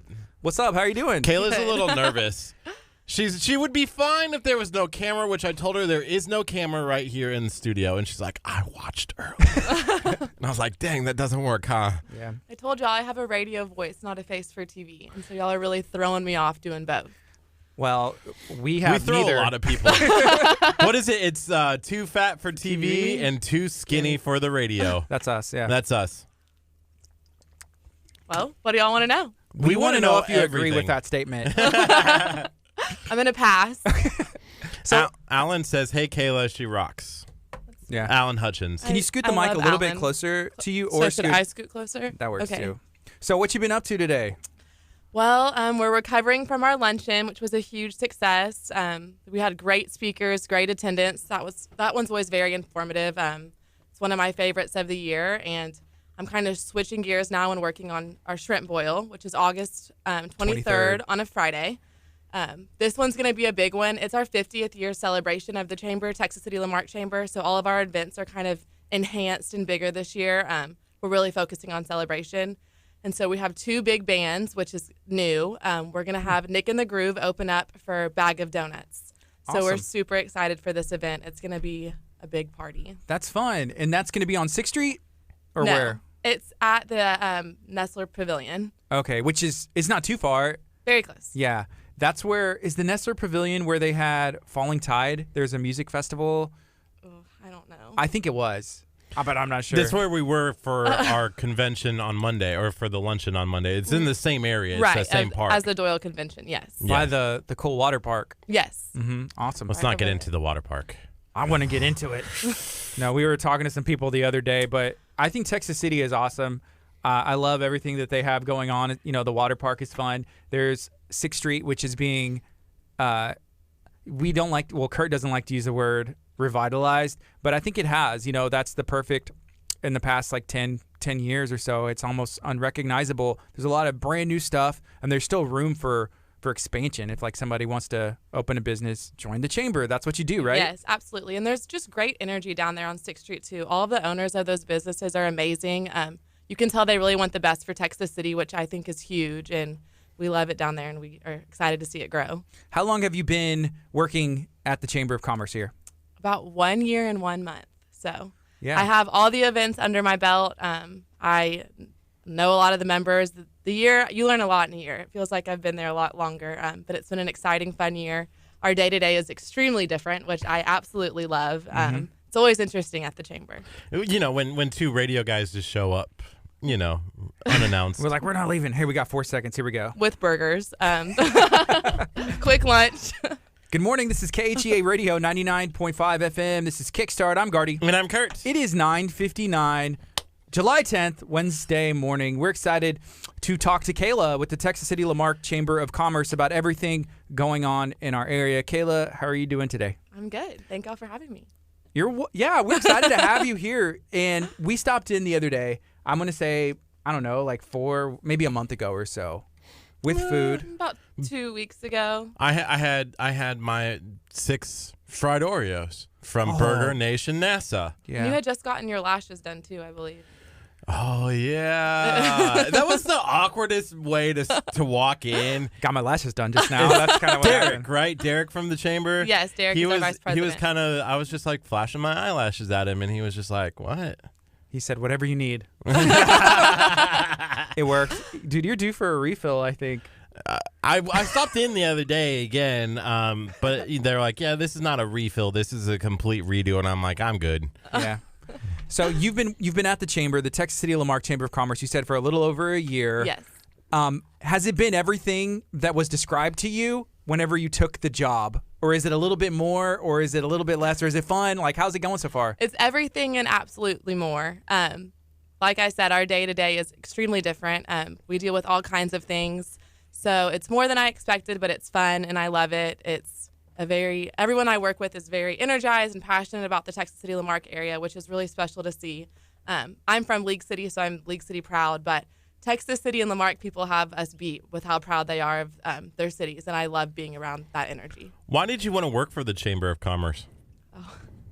Someone had reached out to me about the job opportunity and said that they had passed on my resume. So that's kind of how I got into it. I honestly owe everything to Jenny Center. I came in with my interview not prepared, which is not like me. And she asked me what the chamber was, and I couldn't give her an answer. And I knew I couldn't just fake it because she's been in the chamber world for so long. And so I sat and told her. It's a great question. Well, why don't you answer that for me? And so I'm very, very blessed that she took a chance on me and hired me after that horrible interview, and I've loved it every day since. I would have said, that's a great question. And what does the chamber mean to me? I mean, the chamber means so many different things to everybody. And, to you, it may mean one thing. Like, what does it mean to you? And then she says it back, and I'm like, actually, me and you are the same. Exactly. That's exactly what it means to what me, does too. the chamber mean to you? And then it's like, oh, yeah, same. Hashtag same. Me too. So who is invited to join the chamber, and why should they join? We have different levels of membership, and we have members from everywhere. We actually even have out-of-state members. As y'all know, Texas City is huge with industry, and so we have people from Louisiana and all over. So everyone can join. Everyone's welcome, big or small business. And really what the chamber is, and what I've learned over the last year, is it's so much more than just attending events. A lot of people push back and say I'm too busy for events, but we can get you in front of the people you want to get in front of. If you come in and say, look, I want to have a handshake with someone from XYZ, that's what we want to do. We want to make those connections for you and help you any way possible. They made it happen at the luncheon, though. What? We need to do this more often. I want to shake the hand of every single member of the chamber. Oh, well, we have quite a few, but come with me. I do different things with our members, like Thank You Thursday. I go out every other Thursday and thank our wonderful members for being a part of a chamber. And so come along with me anytime. Is that tomorrow or the next Thursday? It's tomorrow. What time? I do it. Well, this one is going to be from 9 to 10, so it's 1 hour. That's of the worst thankful. time for me. But I'm really busy. My third Thursday, so not the next one, but the one after that, I'm going to do 3:30 to 4:30, so we can go do our later opening businesses. I'm out of town. Well, I'll go. Don't worry, it's send every Curt. other Thursday. I will send y'all my schedule. I'm always looking for my members to come out and thank members with me. I'd So, love that. That'd be great. That'd be good. That'd be fun video too. That'd be a great video. Oh gosh. Shaking hands. We just follow Kayla around at the camera. I can have the camera follow me around more than this. Kayla, why are you so scared of cameras? I just hate them. Why? I don't know. I can't even look at that one. It's not there. I'm trying not to tell you that we haven't taken that camera at all this entire time. That's great. I'm not looking at it. Yeah. You know, we had a meeting yesterday with the people from Texas City, and we want to put bigger cameras in here. No? I don't suggest it. We want reds. Like we need like 4 red cameras. Oh, that'd be nice. Yeah, it'd So we'll be see. great to have, bigger cameras with red lights so then you know that you're on and lights that just shine on. Look, she's getting nervous. I know. I'm going to start like glistening. Hey, whenever we were at that luncheon, we found out that Lauren Perez, who we know and she's our friend, she's recently a new addition there at the chamber, right? Yes, that was actually her first day Monday. So she just got thrown in, and that is just welcome to the chamber world. That is what it is. We are extremely excited to have her. She is going to bring so much to the table. She's so intelligent. I'm excited to have someone else that is close to my age, another young professional, and I'm excited to have her. Is there a youth movement happening at the chamber? We are yes. We are trying really hard to grow our young professionals. It's such a great group, and I think it's something that Texas City Lamarck area really needs. So we kind of started this year vamping up the program, and we've had a couple of meetings, and anyone is welcome to come to a young professionals meeting. If you're not a chamber member, we will still accept you with open arms, and so if you want to come on, give me an email and I'll get you on that list. Yeah, Lauren said that the Texas City Lamarck Chamber of Commerce has an awesome young professionals program. What is the meeting? What is the program? I didn't know this. It's new. Okay. It's newer. They've had it in the past with staff moving around and stuff. It kind of got lost, but now it's back. We have different things go on throughout the year. So our first meeting was kind of just like a kickoff. Everyone introduced themselves. We had a little bit of a networking game, food, and it was great. Our second meeting was stories of success, and we had different speakers from the area come in, CEOs of companies. Adeline Hutchins was actually one of our speakers, Sean Bailey. We had someone from Lamarck, Susie, who's the financial director. It was awesome, amazing. It was great attendance, and so we thought that would bring value to hear other successful stories. And then our last one was just kind of a trivia night. We got together and played some trivia. Okay. I do see here, Alan says, I can tell you that the chamber will help you develop business revenue. You will get to know the movers and shakers in the community, and your business life and personal life will improve. So I'm sure Alan's personal life is pretty awesome, but it apparently improved when they joined the chamber. Alan has been a longtime member. He is a great member. He's sat on our board multiple times. He's also been chairman of our board. And we are so blessed to have Alan in his business as a chamber member. I was looking through a brochure, like a pamphlet, informational magazine, I guess is more appropriate, of the chamber. And there were like different, it was structured differently than I thought. Because there was like, okay, this is the board, these are the employees, and then there's like another board. How does that work? So we have an executive board, a board, and then a staff. Okay. And it's been that way probably from like a long time, right? Yes. Because it doesn't make any sense to me. And I was like, who's in charge here? Because I was looking through. I was like, I know most of these people. I saw Philip Orange was in there. I saw Colleen Merritt was in there. I saw you were in there. And I was just like, my mind is blown. Like, who's running this? Who's making the calls? Who's making the shots? So we report to the executive board in the final decisions, but really Jenny Center and Derek Duckett call the shots. And that's the president and vice and the president. vice president, yes. And we met her at the luncheon. We hadn't had the opportunity to meet her yet. We did. We shook her hand because we wanted to shake the hand of Mays Middleton, who was one of the speakers at the event. He was. Yeah. Who were the other speakers there? Someone was asking me, and I was like, well, we got to speak to Mays Middleton, and I know there were some representatives. We had Mays Middleton, Dr. Bonin, Larry Taylor, and a representative, Jed Webb, from Randy Weber's office. Is that something that happens like quarterly or once a year? We try to have that luncheon once a year. This one was special because it was the legislative wrap-up, so they just finished with session, and so we got to see what they've been working hard on. Did you learn a lot whenever it comes to like state government after taking this job, or is that something you already knew going in? I have learned a lot after taking this job. Jenny lets me sit in and on the legislative committees, and so that's a committee that's also growing at the chamber, and I have learned so much just from sitting in on those meetings and hearing topics that mean a lot to different businesses in the area. Yeah, I learned a lot sitting in the lunch, like with hearing them talk. I was like, wow, this is cool to see how it kind of works. I had no idea, and Mays had mentioned this, but every bill or every vote, they lay it on a Bible in Austin. I thought that was really kind of awesome. You know, I'd never heard that before. I didn't know either. That's cool. Yeah, we'd love to get any of those people that were up there to come in here and talk and share about what's going on in our area and in our state and how you can get involved. So that would be something really cool. So we just need to shake all their hands. Absolutely. And ask. Yeah. That should be the slogan of the Texas City Lamarck Chamber of Commerce is come shake our hand. I'll work on that. I'll see where we can put that in our writing. It's 10:09. This is KHEA Radio.com, 99.5 FM. Maybe you're listening on the brand new KHEA Radio app or you're listening in your car. Either way, call and text a friend. Tell them, hey, go turn on 99.5 FM. Or if you're watching on Facebook, share this video out. If you have any questions for Kayla and the Texas City Lamarck Chamber of Commerce, feel free to ask, and we'll see if we can get those answered for you. Do you know how many members there are in the chamber, in the Texas City Lamarck Chamber? We are right under 1,000. That's a lot. We're a big chamber. Yeah. Who's the biggest in the area? We are. Y'all are? We are. Okay, wow. How many members is it again? It's under 1,000, but it's right under 1,000. I think, League City is not that big. We're the biggest in the area for sure. Well, y'all there's two cities kind of put together. But we love all of our chambers. We work closely with League City and Clear Lake, and we share members with them as well. So we sometimes go to ribbon cuttings, and they're there. And so it's important to have close relationships with those. I always wondered that. You know, people joining multiple chambers or even one that you're not in, it's open to everybody, right? Mm-hmm. Okay.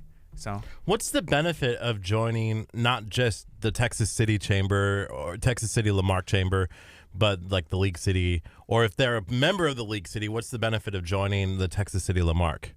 I just think it gets you out to this area. If you're just a League City Chamber member, you're not coming to our stuff in Texas City and meeting our Texas City members, coming to our legislative luncheons and stuff like that. So it makes your territory bigger the more you join. Yeah. And some businesses really need that. They need to be in multiple cities and areas, and some don't. Some will only be in one chamber. So it just really depends on what your business is. You mentioned the shrimp boil earlier, and Lauren actually dropped the event link in here.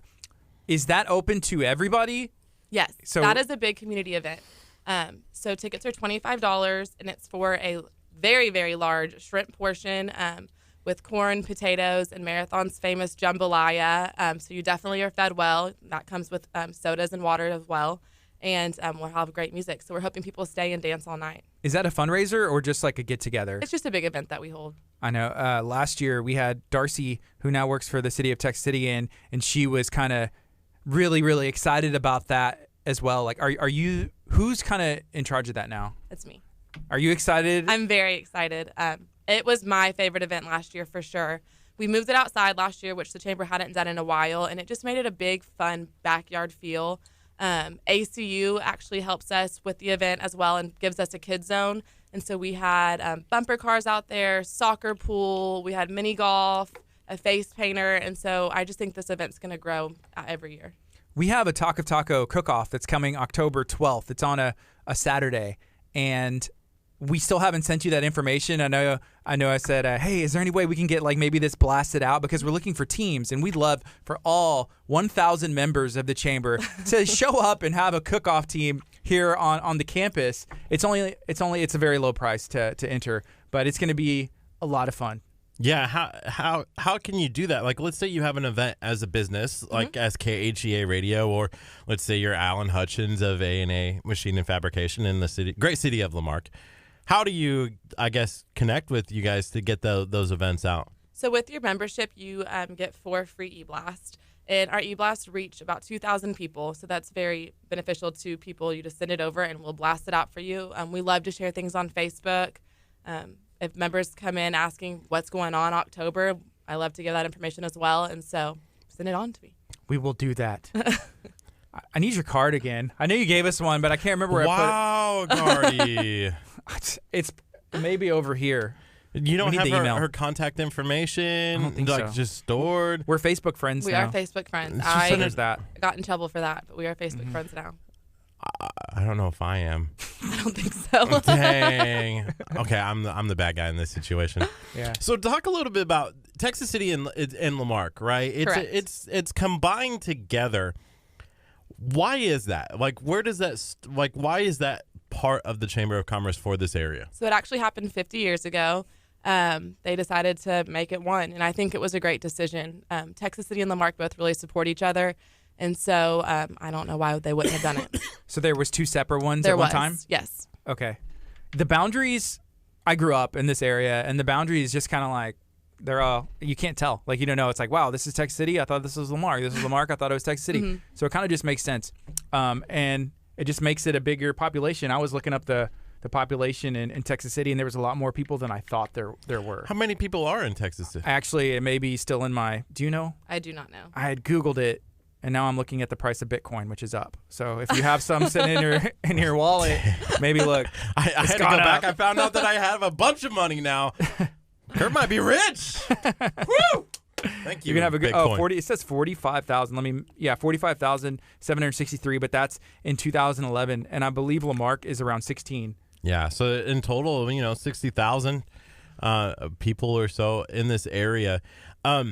Talk a little bit about the variety of businesses that are in the Texas City Lamarck Chamber of Commerce, because it's a pretty wide range, right? Oh, yes. We have very small businesses, like single-owned businesses, all the way up to the big businesses like Marathon, BP, Valero. So we have it all.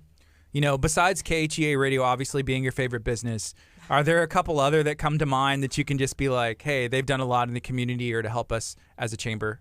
I really don't have favorites. Well, besides KHEA Radio, we already clarified that. We really do have amazing members. They come through, they show up, and I love them all. You're not going to give us the answer. She's not. That's fair. That's fair. That They're was all the awesome. most political answer that we have ever had. Too many legislative luncheons. It's like the word revitalization. It's the most government-used word ever. Don't get me on my soapbox. I'm about... We're going to pull it out. Hey, so what do you see...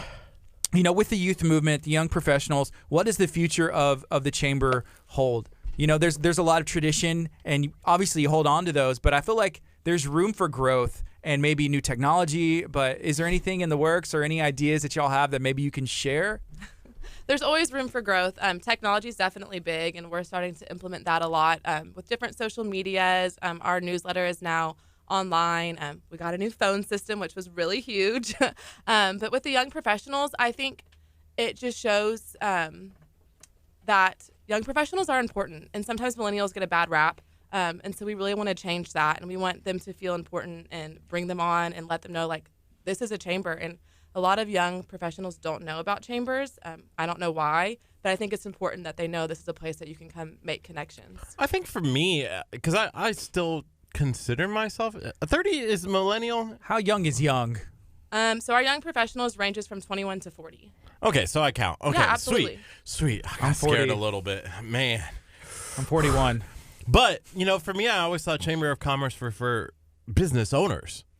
It is, I think, right? It is for the most part. It's really about making business connections. But I mean, young professionals in the business world, we want you to come, and you're part of the business and you're business owners, and we need you to come and market and meet and shake hands. If you are like an employee, let's say, for instance, I'm just an employee. I don't make decisions for KHEA radio, and I want my business to be a part of it.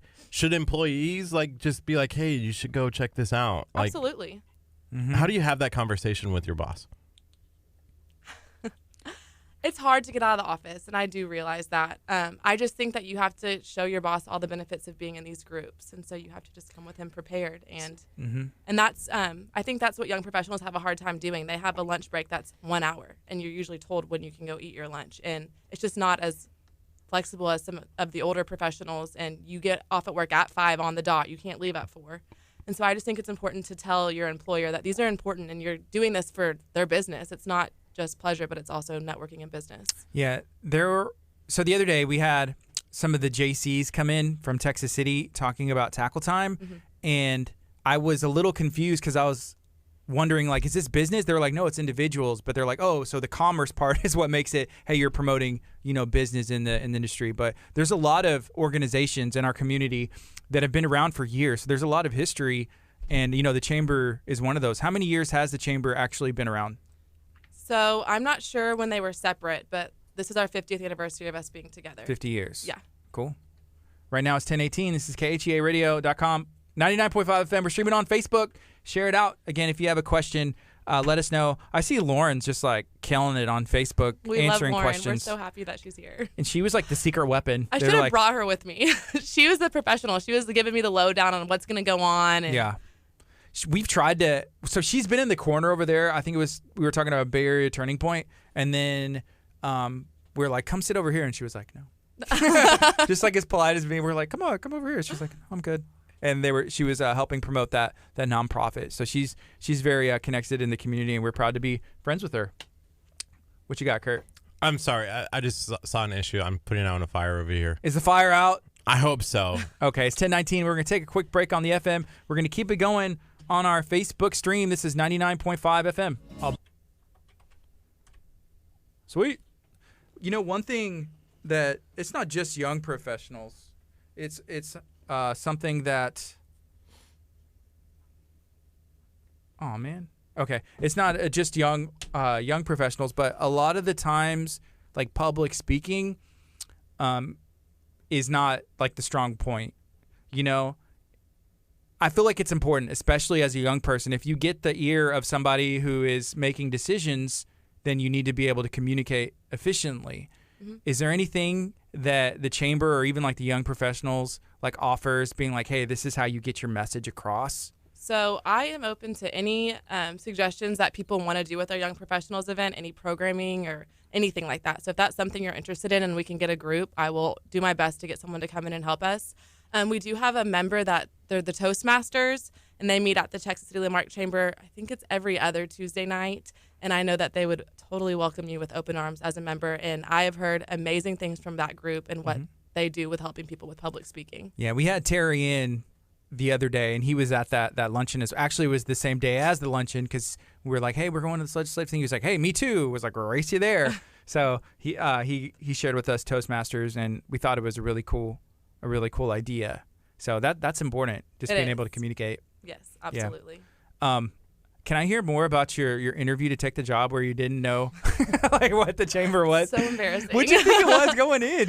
I don't know. I don't know. I was in a rough spot in my other job, and I just was overwhelmed. And the person that passed on my resume, I was like, oh, like, that's great. You didn't want me. And so I was getting weird vibes. And so I didn't know what I was getting myself into. And as soon as I walked into the chamber, I fell in love with Jenny. She is a woman in charge. She is powerful. She's respectful. I absolutely love working for her. And so I felt an instant connection that this lady could make me grow. And so my interview was more of a casual conversation, I feel like, than really an interview. I told them my skill set, and then we just kind of talked. And when that question came up, I was like, oh my God, who comes to a place and not prepare for what they are doing? But luckily, it didn't turn her away. I'm sure it worked out. Yeah, I'm sure she was like, wow. But so you gave your resume like for another position, and they were like, oh, I bet she'd be good here. Yes. Okay. And thank God that's how it happened, because I am so happy at this job. I'm so thankful that my resume got past because I never even saw the job opening, so I don't know if I would have applied. But I'm so thankful. Everything works out for a reason. I truly believe that, and I think I'm where I am for a reason. Yeah. So what'd you go to school for? Like, what is your skill set or background for that? So I went to Oklahoma State University and got 2 degrees, one in marketing and one in entrepreneurship. And so that's kind of my background. Entrepreneurship was a very interesting major. A lot of famous entrepreneurs don't make it past high school. So it was interesting to learn about these successful people who didn't have a college education. And everyone that was in those classes were just very type A personality, go-getter. A lot of them started their own business right out of college. But I kind of use the degree as seeing all parts of business, because you learn all how to run a business and entrepreneurship. And then marketing is just always my passion. I love the social part of it. Yeah. What characteristics do successful entrepreneurs have? Like, is there like a couple that are common, like even like the type A personality, I guess? I think so, and you just can't be scared. I mean, the risks that you take to open up your own business are insane, especially straight out of college with no money. Oklahoma State had an amazing program that helps you, and they had professors that guided you along the way and had the resources you needed, but that just wasn't the path I was ready to take quite yet. Maybe one day. Do you have a desire, like you said, like one day, and what would it be? Like, what area of business would you pursue potentially? I have always loved nonprofits, and adoption and children are really my passion. So I think one day maybe I will dip my toes into that and work in some way to help people. That's awesome. It's very cool. There's a couple of people that we've met who help promote that, or even like raise funds, because it's expensive to adopt. And there's a lot of background checks, which I think is good, but the process can be pretty I guess, grueling. It is, and I got to watch my best friend's family go through it when I was about 10 years old, and it is such a process, and it's not easy, and there's a lot of heartbreak that happens in it, and it is extremely expensive. And so I think just having that firsthand experience really opened up my eyes to it, and he's an amazing kid. I wouldn't even think he was adopted. They love him like their own, and I just think it's such a special process, and I would love to be able to help out in that area one day. Hey, Whitney. Whitney said, hey, Kayla. She's Whitney from the JCs, and she works with for Alan Hutchins over there at A&A. I love Whitney. She's my Thank You Thursday girl. She comes with me every single time. I'm so thankful for her. She makes it happen.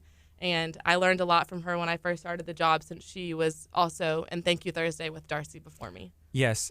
Do you know where you're going tomorrow? I'm still working on my list. Okay. You can come here. We'll be right in this room. 9 to 10 I'm o'clock. not. I'm going on vacation. I'll be here. You're welcome. You say thank you. I'll be like, you're welcome. We usually bring fun things too, like donuts or cookies. So. Curse. I'm gonna flip this table. It's gonna happen. Yeah. Car, you would be mad if donuts and cookies were in this studio. You are not here. Be like, vacation's canceled. I'm staying here. No, I'm so excited for this vacation. I haven't had vacation in 3 years. Wow. Gardy is the strictest boss I've ever had. He has canceled every request that I've ever put in. He's like, nope, can't go. Stay here. Can't go. The one time he's like, you can go like Friday night. You'd have to but work. You have to be back Saturday. You'd have to work in order to take vacation, Kurt. Wow. What you do here Wow. is considered, it's more having fun. So we're having fun. We're not work. It's a hobby. Yeah, come on. It's just one way for the boss to say like, hey, you can't have vacation. Look at that. You're having such a great time here. Why would you want to leave and go anywhere else? You know, that's the way I see it. So have fun tomorrow. I'm excited for him to go too, actually. I'm excited. Need a break. Yeah, I need a little break. So I got my friend Chevy coming in with Kingston DeVille, so he's going to co-host with me. And I think it's going to be great. He's a great guy. Can we go back to like Hopefully grilling? you come back with a job. Sounds like you might be being replaced. Well, I told him. Wow. It is Kickstart with Gardy and Curt. There is no like We'll see. crossing it out and putting a name over the top of it. Like that doesn't work. We're gonna it's etched in stone. Actually, we have a graphic already built. It's like Kickstarter, and it's like, it's, yeah, so. There's like a little Chevy. video. Yeah. The picture, the graphic of you and me gets replaced.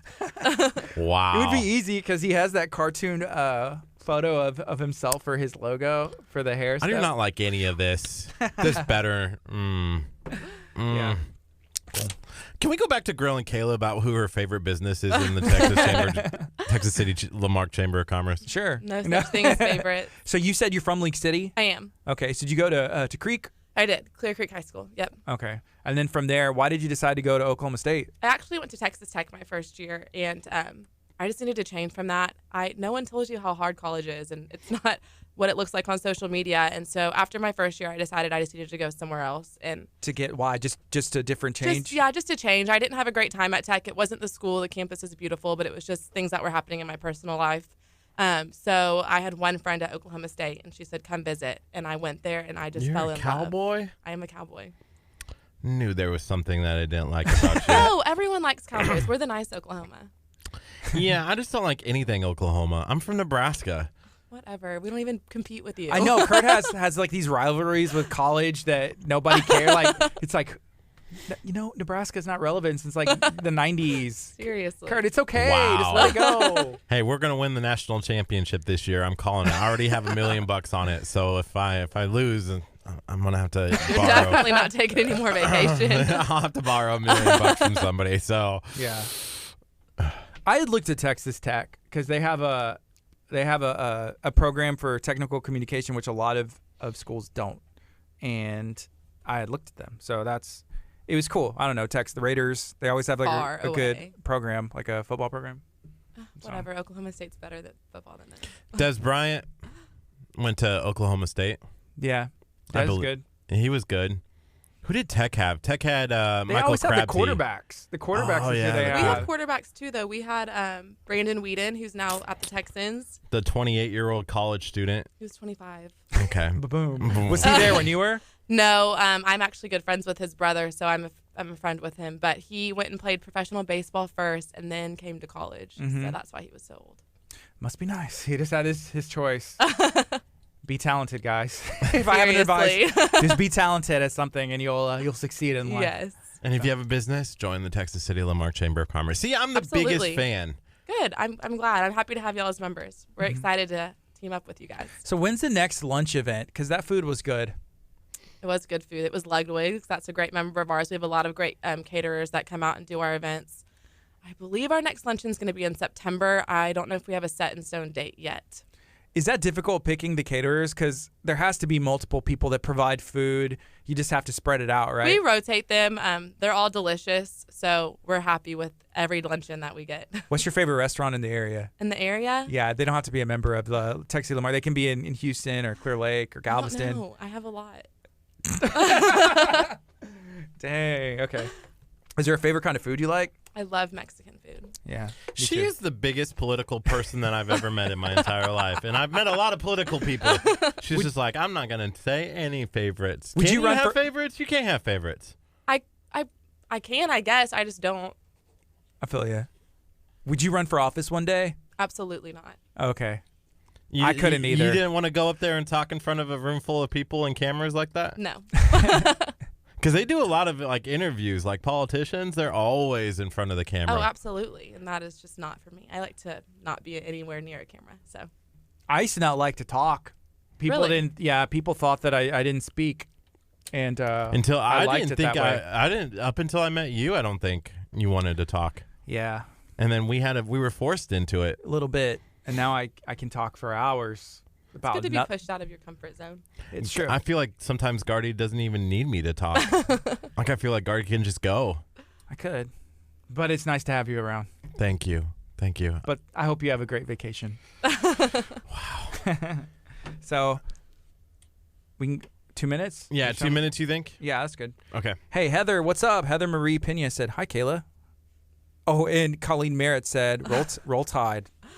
Oh gosh. So Heather actually is we have a leadership class that goes through the chamber, and so far we've done amazing things. We got to take a tour of Texas City. We did kind of a Galveston County tour and went to Galveston County Jail, met with the district attorney. Our next thing is economic development. Actually, this Friday we're going to come through Lamarck and learn some things about Lamarck and Texas City economic development. And Heather is awesome, and this is her second year to be a leader, and so we're thankful that we have such a strong person to lead this group.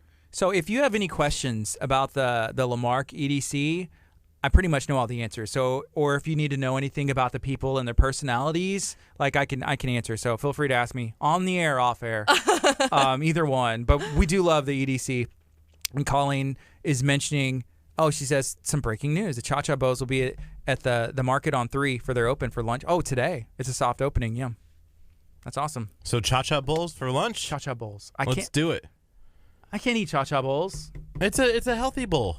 I have my food. So I'm doing this. Have you heard of the Iron Den in League City? Yeah, I actually have.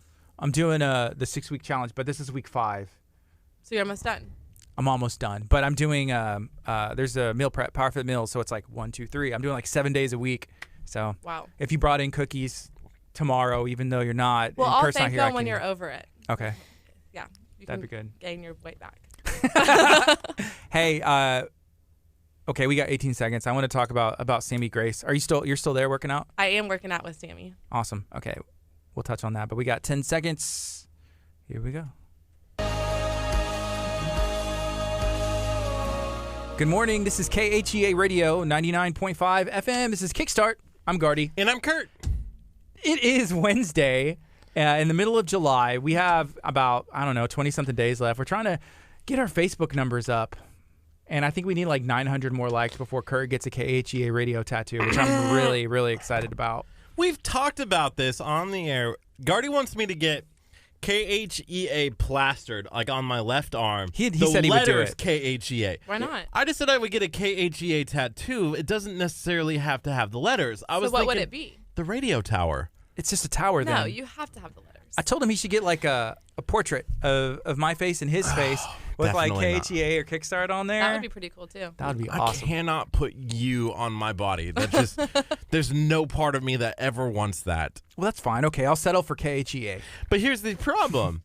What if, for some reason, I go on vacation and Gardy fires me for going on vacation. Mm-hmm.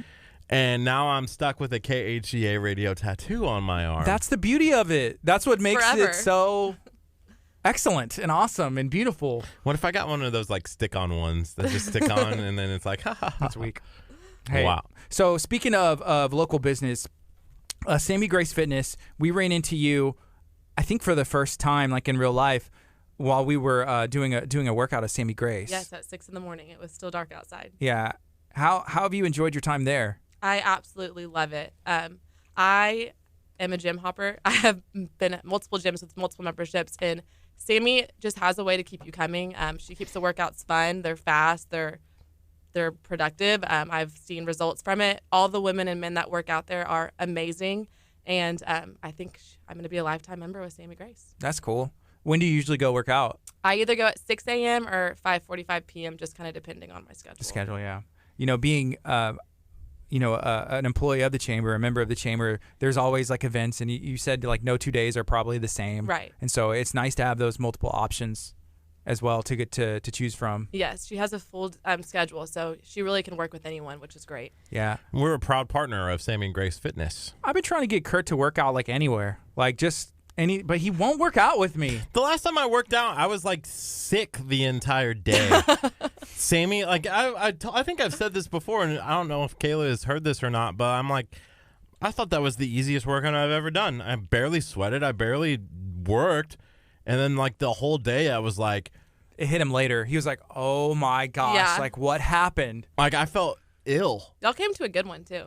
That was easy. I was like, this is easy. I wasn't sweating. I wasn't worried. I had harder workouts at Get Fit Nutrition, and I never felt that way like hours later after a workout at Get Fit Nutrition. Yeah. The interesting thing about Sammy is she's getting married. There's a lot going on. Man, we've asked her so many times, and I know she's busy with like career and being a small business owner or a business owner in general is not the easiest thing to do. No. And planning a wedding and everything else, we're like, Sammy, please come on. Will you come on the radio? Will you please come on? She's like, I got this going on. I can't tell everything else. So, anyways, check out Sammy Grace Fitness. When you go tomorrow, because you're going tomorrow, right? I'm going tomorrow. Will you tell her that we said hi? I will, but I think that you should come back and tell her. I'm going to be in Florida. Oh, okay. At midnight tonight, so we'll I catch you can't. next time. Next year. I worked out this morning. I can maybe go tomorrow, but we'll see. You would go without me? I'll wait for you. I won't. Will you go on Monday? No. I'm being honest. I'm not going to tell you like yes. Well, then why are you going to tell me you would go without me? You just don't want me to work out? Right. Let's both be fat together. Okay. It's 10:36. This is KHEA Radio 99.5 FM. Oh, Lauren said, plus Sammy and Kayla are brides-to-be. Congrats to you, too. So y'all are Can we both see engaged. the ring? That looks good. Thanks. That's a big diamond. He did a good job. Is he like a diamond miner? He is not. What does he do? He actually is a member of the Texas City Lamarck Chamber. His family business is. He owns Great Western Metals, and it's by Hope Church. Awesome. That's very cool. What is it? Or is it Grace Church? It might be Grace Church. There's Grace's off of I-45, like right Grace. before Beltway. Grace. That's the one. So what do they offer? He does steel distribution and cutting, and that's all I know. I don't know anything about this place because they haven't come on our radio station yet. They have not. Would he want to come on and talk about what they gosh. offer? I don't know. I'd have to drag him here. Is you he you think I was bad getting here? You just showed up. We didn't even have to beg you. We had to There beg. was some internal pushing going on in the office this morning. Well, that's good. Who is internally pushing you? You? They're like, you have to go. But I'm Were glad you I gonna came. I'm stand up- happy. It's not as bad as I thought. I It's just will not bad never at all. watch it or listen to it. Did you? I'll watch and listen to everyone else and share your videos, but I will not watch me on here today. Dang. Wow. But I told you that. Didn't I say like this would be a lot easier than you're thinking? Yeah, it's still the camera thing that's wigging me out. Where's the camera? Right over here. It's not that bad. No, it's fun in here. I think it's fun It at is least. fun. So for Y'all are people who fun. are interested, if you have a business or if you have an organization or a nonprofit, we like to talk to business and community. It's one of the reasons why we're part of the Texas City Lamarck Chamber of Commerce. It's one of the reasons why we do things like Shine on Lamarck for the city of Lamarck. We love local family businesses because they're doing the hard work. You know, but one of the things that we haven't touched about inside of the Texas City Lamarck Chamber, you know, being Texas City, being Lamarck, there's a lot of industry that deals with like petrochemicals and stuff like that. Refineries, Marathon. You know, talk a little bit about how that dynamic really focuses or maybe changes or affects your day-to-day operations at the Texas City Lamarck Chamber. Well, I think that's what sets Texas City Lamarck Chamber aside from all the other chambers, or one of the many things, is we do have this big industry business down here, and that's what makes this area operate, really. And sometimes they have negative views, but there's so many positive things about industry, and that's something else that we really want to make sure everyone knows, is that this is a great thing for our area, and we're lucky to have them down here. So they, you know, all of those that industry right there, it kind of drives our area. Absolutely. It provides a lot of careers and a lot of products come out of there. I'd be interested to see exactly what comes out of there. Like, what are they producing? Where does it go? Because I don't know. That'd be fun to learn. Well, since y'all have the standing appointment with me every month, I would love to start bringing on different members and letting them talk a little bit about themselves. And so if any of y'all are listening, if y'all want to come and join me next month, I'd be happy to have you. We would love that. I mean, we do have the extra mic, so then I it's could more. pull a Lauren and sit in the corner. I'm fine with that. Ooh, yeah, we'll have Lauren sit there and be like, I'm not going to I'll sit in the corner. No, last time when was she in? She's been in here. Yeah, Bay Area Turning Point she was in. That's what it was. She sat here and just watched, and we're like, yes.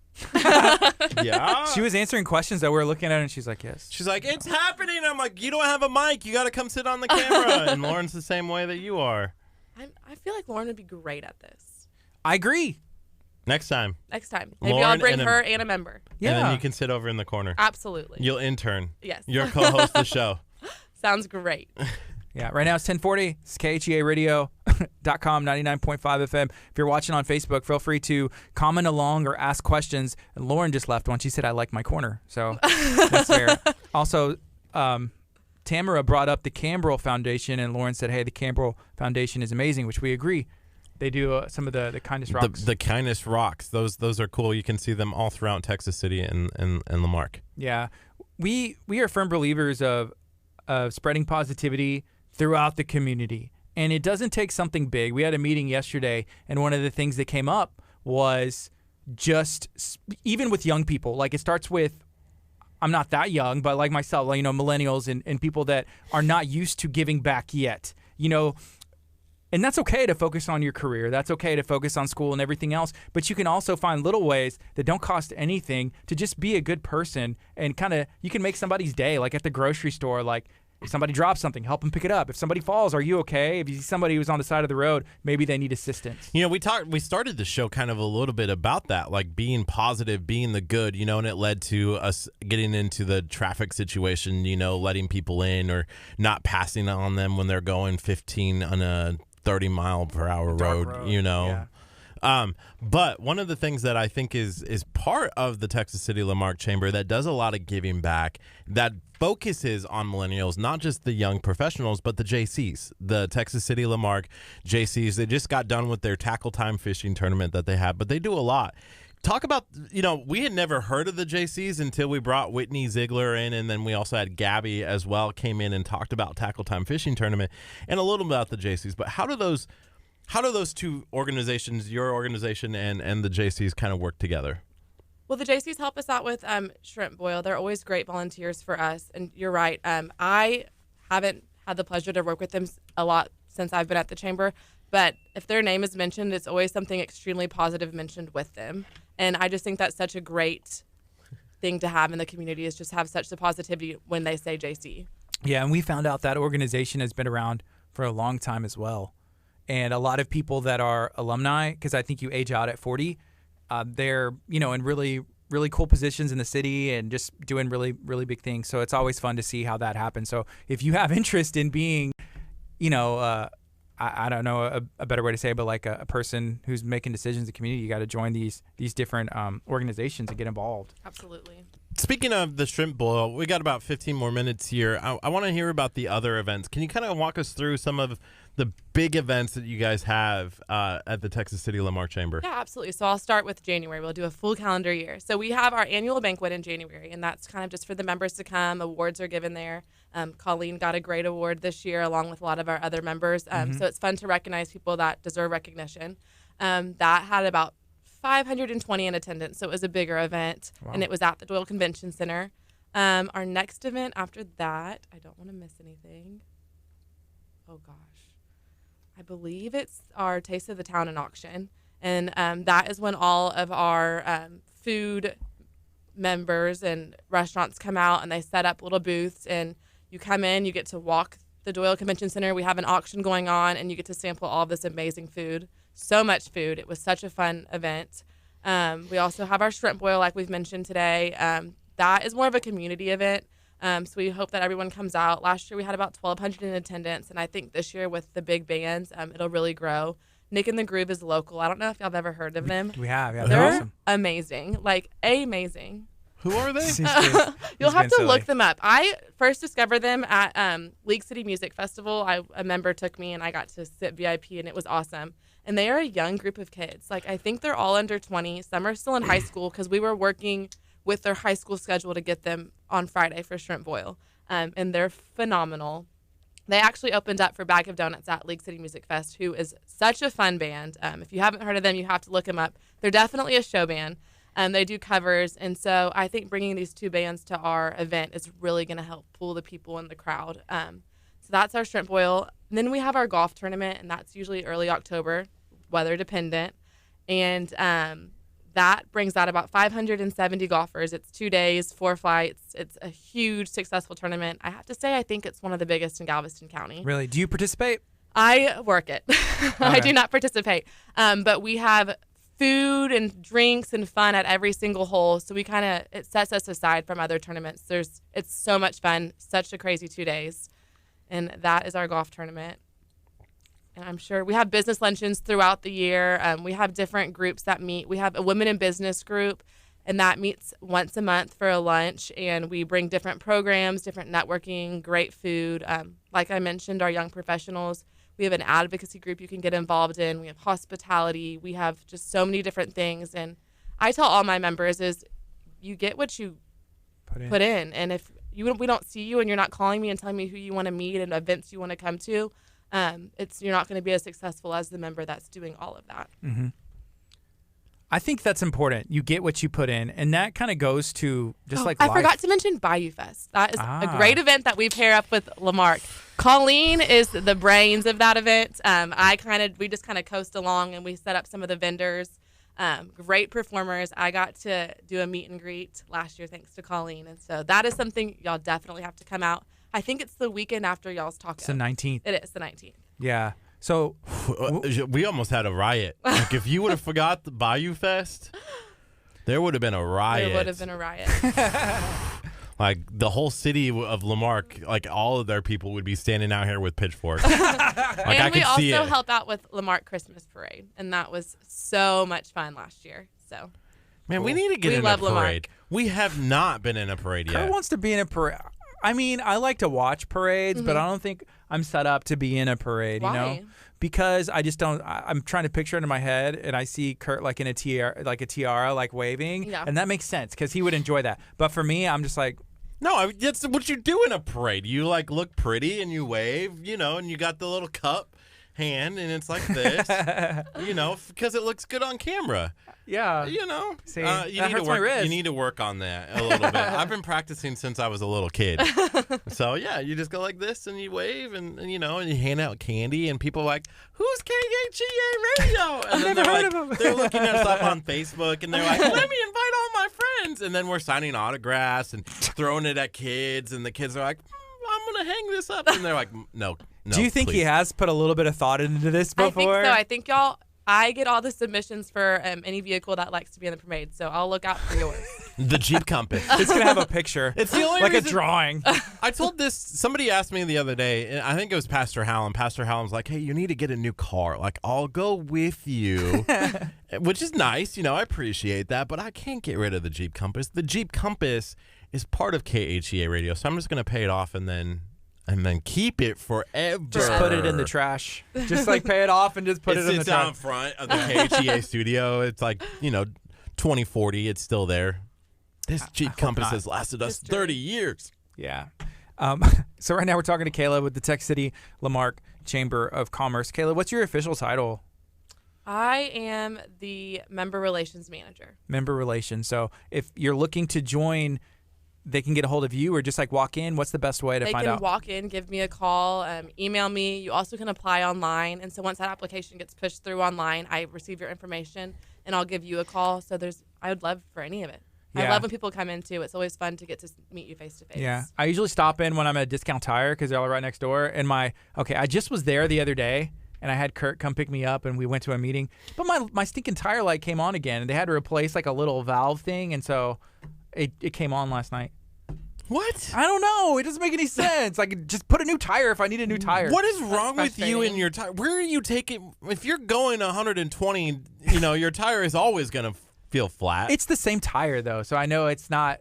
There's an issue with the tire, and I need some pull from Kayla. A year ago, how we got connected with Darcy was because Gardy had a flat one week. And then the next week, it happened again, like back-to-back weeks getting flat tires. But we were at, Discount Tire a lot, and so we're like, hey, what's this? What's the Texas City Lamarck Chamber? And so we went over there. Are you a little jealous of Darcy? Do you do a better job than Darcy? Oh my gosh, Darcy is so well respected. When I came in, I was the new Darcy. I didn't have a name; it was just new Darcy to a lot of the members. She, I think, is doing great things at the City of Texas City. We're lucky that we still have a working relationship with her because she has a passion for the chamber and Texas City, and she just had the sweetest, cutest little baby. She And does. So that is great to have a little baby in the chamber family, and she definitely left huge shoes to fill, and I'm trying to fill them. But I think That's you're doing the a good job. jealousy. That's you. I don't think I'm jealous, but I think it's great that I had such a great person before me in this position to look up to and didn't leave with bad blood, Yeah. which is important. Did y'all work together at the same time? We a didn't. bit? She was already gone when I started. Okay. But we did go to lunch together, and I probably texted her 100 times my first couple of weeks just to learn the ropes, and she was very responsive. So I'm lucky that I got to have that relationship with Are her. you guys best friends? Keep your enemies close, No. kind of thing. No enemies. We saw her at the luncheon. She was there. She was there. Whoa, what was that look for? I like her. I am lucky that was someone, because when you leave a position with bad blood, I can't text you and ask you for help. And so I was lucky that wasn't the case for this, Yeah. because I needed help. You mentioned something about the job that you left before you had this. Was there bad blood there? Because No, it was kind of like medical sales, and the company had told me that they didn't know if they could give me any more paychecks because they were going under. And so I just thought it was probably time for me to Gardy has said that to me before, but I still do going this. under, Curt. He's like, we're going under. I can't afford to pay. I'm like, you've never paid me, Gardy. Like, come on. Well, you're gonna have to start paying me. Those kind of things. It's 10:51. We have about 7 minutes left or so before we start to sew up the show. Kurt's going on vacation today. He's dressed for it. I got the Hawaiian shirt on. Here's what I don't understand. What? So his flight's at 8:00 and it's at Hobby, right? Right. But you're leaving at 12. I'm leaving work at 12. I got the whole day. I chose to come in this morning to do this show today. I would love for you to hang out till 4:30. We could just have fun. We're not going to see each other. Listen, You're I already need dressed. I need to get my hair done, because Lashes. my lashes ready. I need to go. I don't know. There's a lot of things I need to do. I'm enjoying.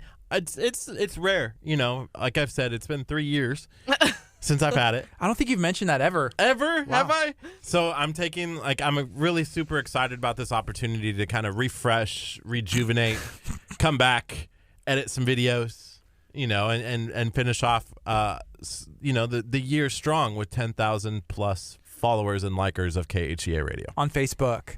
Every time we say that, I feel like you need to clarify. Like on Facebook. We love Facebook. We're streaming on it right now. If you have any questions, feel free to ask. There's a bunch of comments coming in right now. Tamara's mentioning she's going through the same thing with her tire. Maybe go drop it off at discount. Hopefully they fix it for free, and you go hang out with Kayla at the chamber. And then there's another comment by Lauren. Kurt gets paid in physical upkeep, shaved eyebrows, Botox, lashes. These are all things Kurt has had for free. Shaved eyebrows was not for free. He's had multiple They treatments paid of us. Botox. He's had, eyelash treatments. He's had skin treatments. Like, there's been a lot, that's gone into. Can you imagine if he didn't? But you look great. Thanks. You look great. There's a lot. Really fast, can you tell us a little bit more, one more time, like if people are just tuning in, what is the Texas City Lamarck Chamber of Commerce? How can people join, and what they can do to be a part of it? So there's many ways to join. You can join online. You can give me a call. You can come in the office, and we can sit you through it and walk you through the application process. It's super easy. And what we do is we just help make connections. Our events are big and fun, and we love throwing them, and I think it's a big part of us, but we're so much more than events. We're about the connections in our different committees and advocacy, and there's just so many ways to get involved, and I don't know why you wouldn't join the Texas City Lamarck Chamber. All right. So do it. Join. This has been Kickstart. Tomorrow, Kurt's not going to be here, so I'm going to have my friend Chevy in, and we're going to be talking to Bay Area Alliance for Youth and Families, which they do some really cool things in the Clear Creek ISD and Friendswood ISD areas, with young kids in high school age, kind of getting them away from drugs and alcohol, which I think is awesome. I don't know if it's this time or next time, but I think at some point they're bringing in like a mock room, like a kids room, to show parents kind of where kids could be hiding their like vape or their Juul or other things. Because last time they were in, they actually showed us like bottles, like Coke bottles, about how they could hide things. The top of the can comes off. It was like, you think this is an energy drink? And they're like, boom, boom, boom. wow. And then like it opened up and like, they're like, we bought this at a gas station. And I'm like, I want one of those just to have one. I can hide so many things. But yeah, to just remind parents like, hey, this is what you should be looking for if you're trying to find out. And if your kids, their goal is to stop vaping and juuling and spreading smoking awareness and as well, and drinking and stuff like that for youth. Because they've seen it in schools where it can mess a kid's life up if you bring that stuff in. And then we're going to have Brandon and Will Allday in as well, talking about Reality of Wrestling at Booker T's local promotion right here in Texas City, located at Shops at the Mainland, at the Mall of the Mainland, the Booker T World Gym Arena. So they have an event that's taking place on Saturday. They just had a huge event, sold out. There was hundreds and hundreds of people there. Where they teamed up with Impact Wrestling. So I'm excited for that. I think there may be some drama because there's like a title on the line, and somehow I convinced both of them to come in. Wait, are you...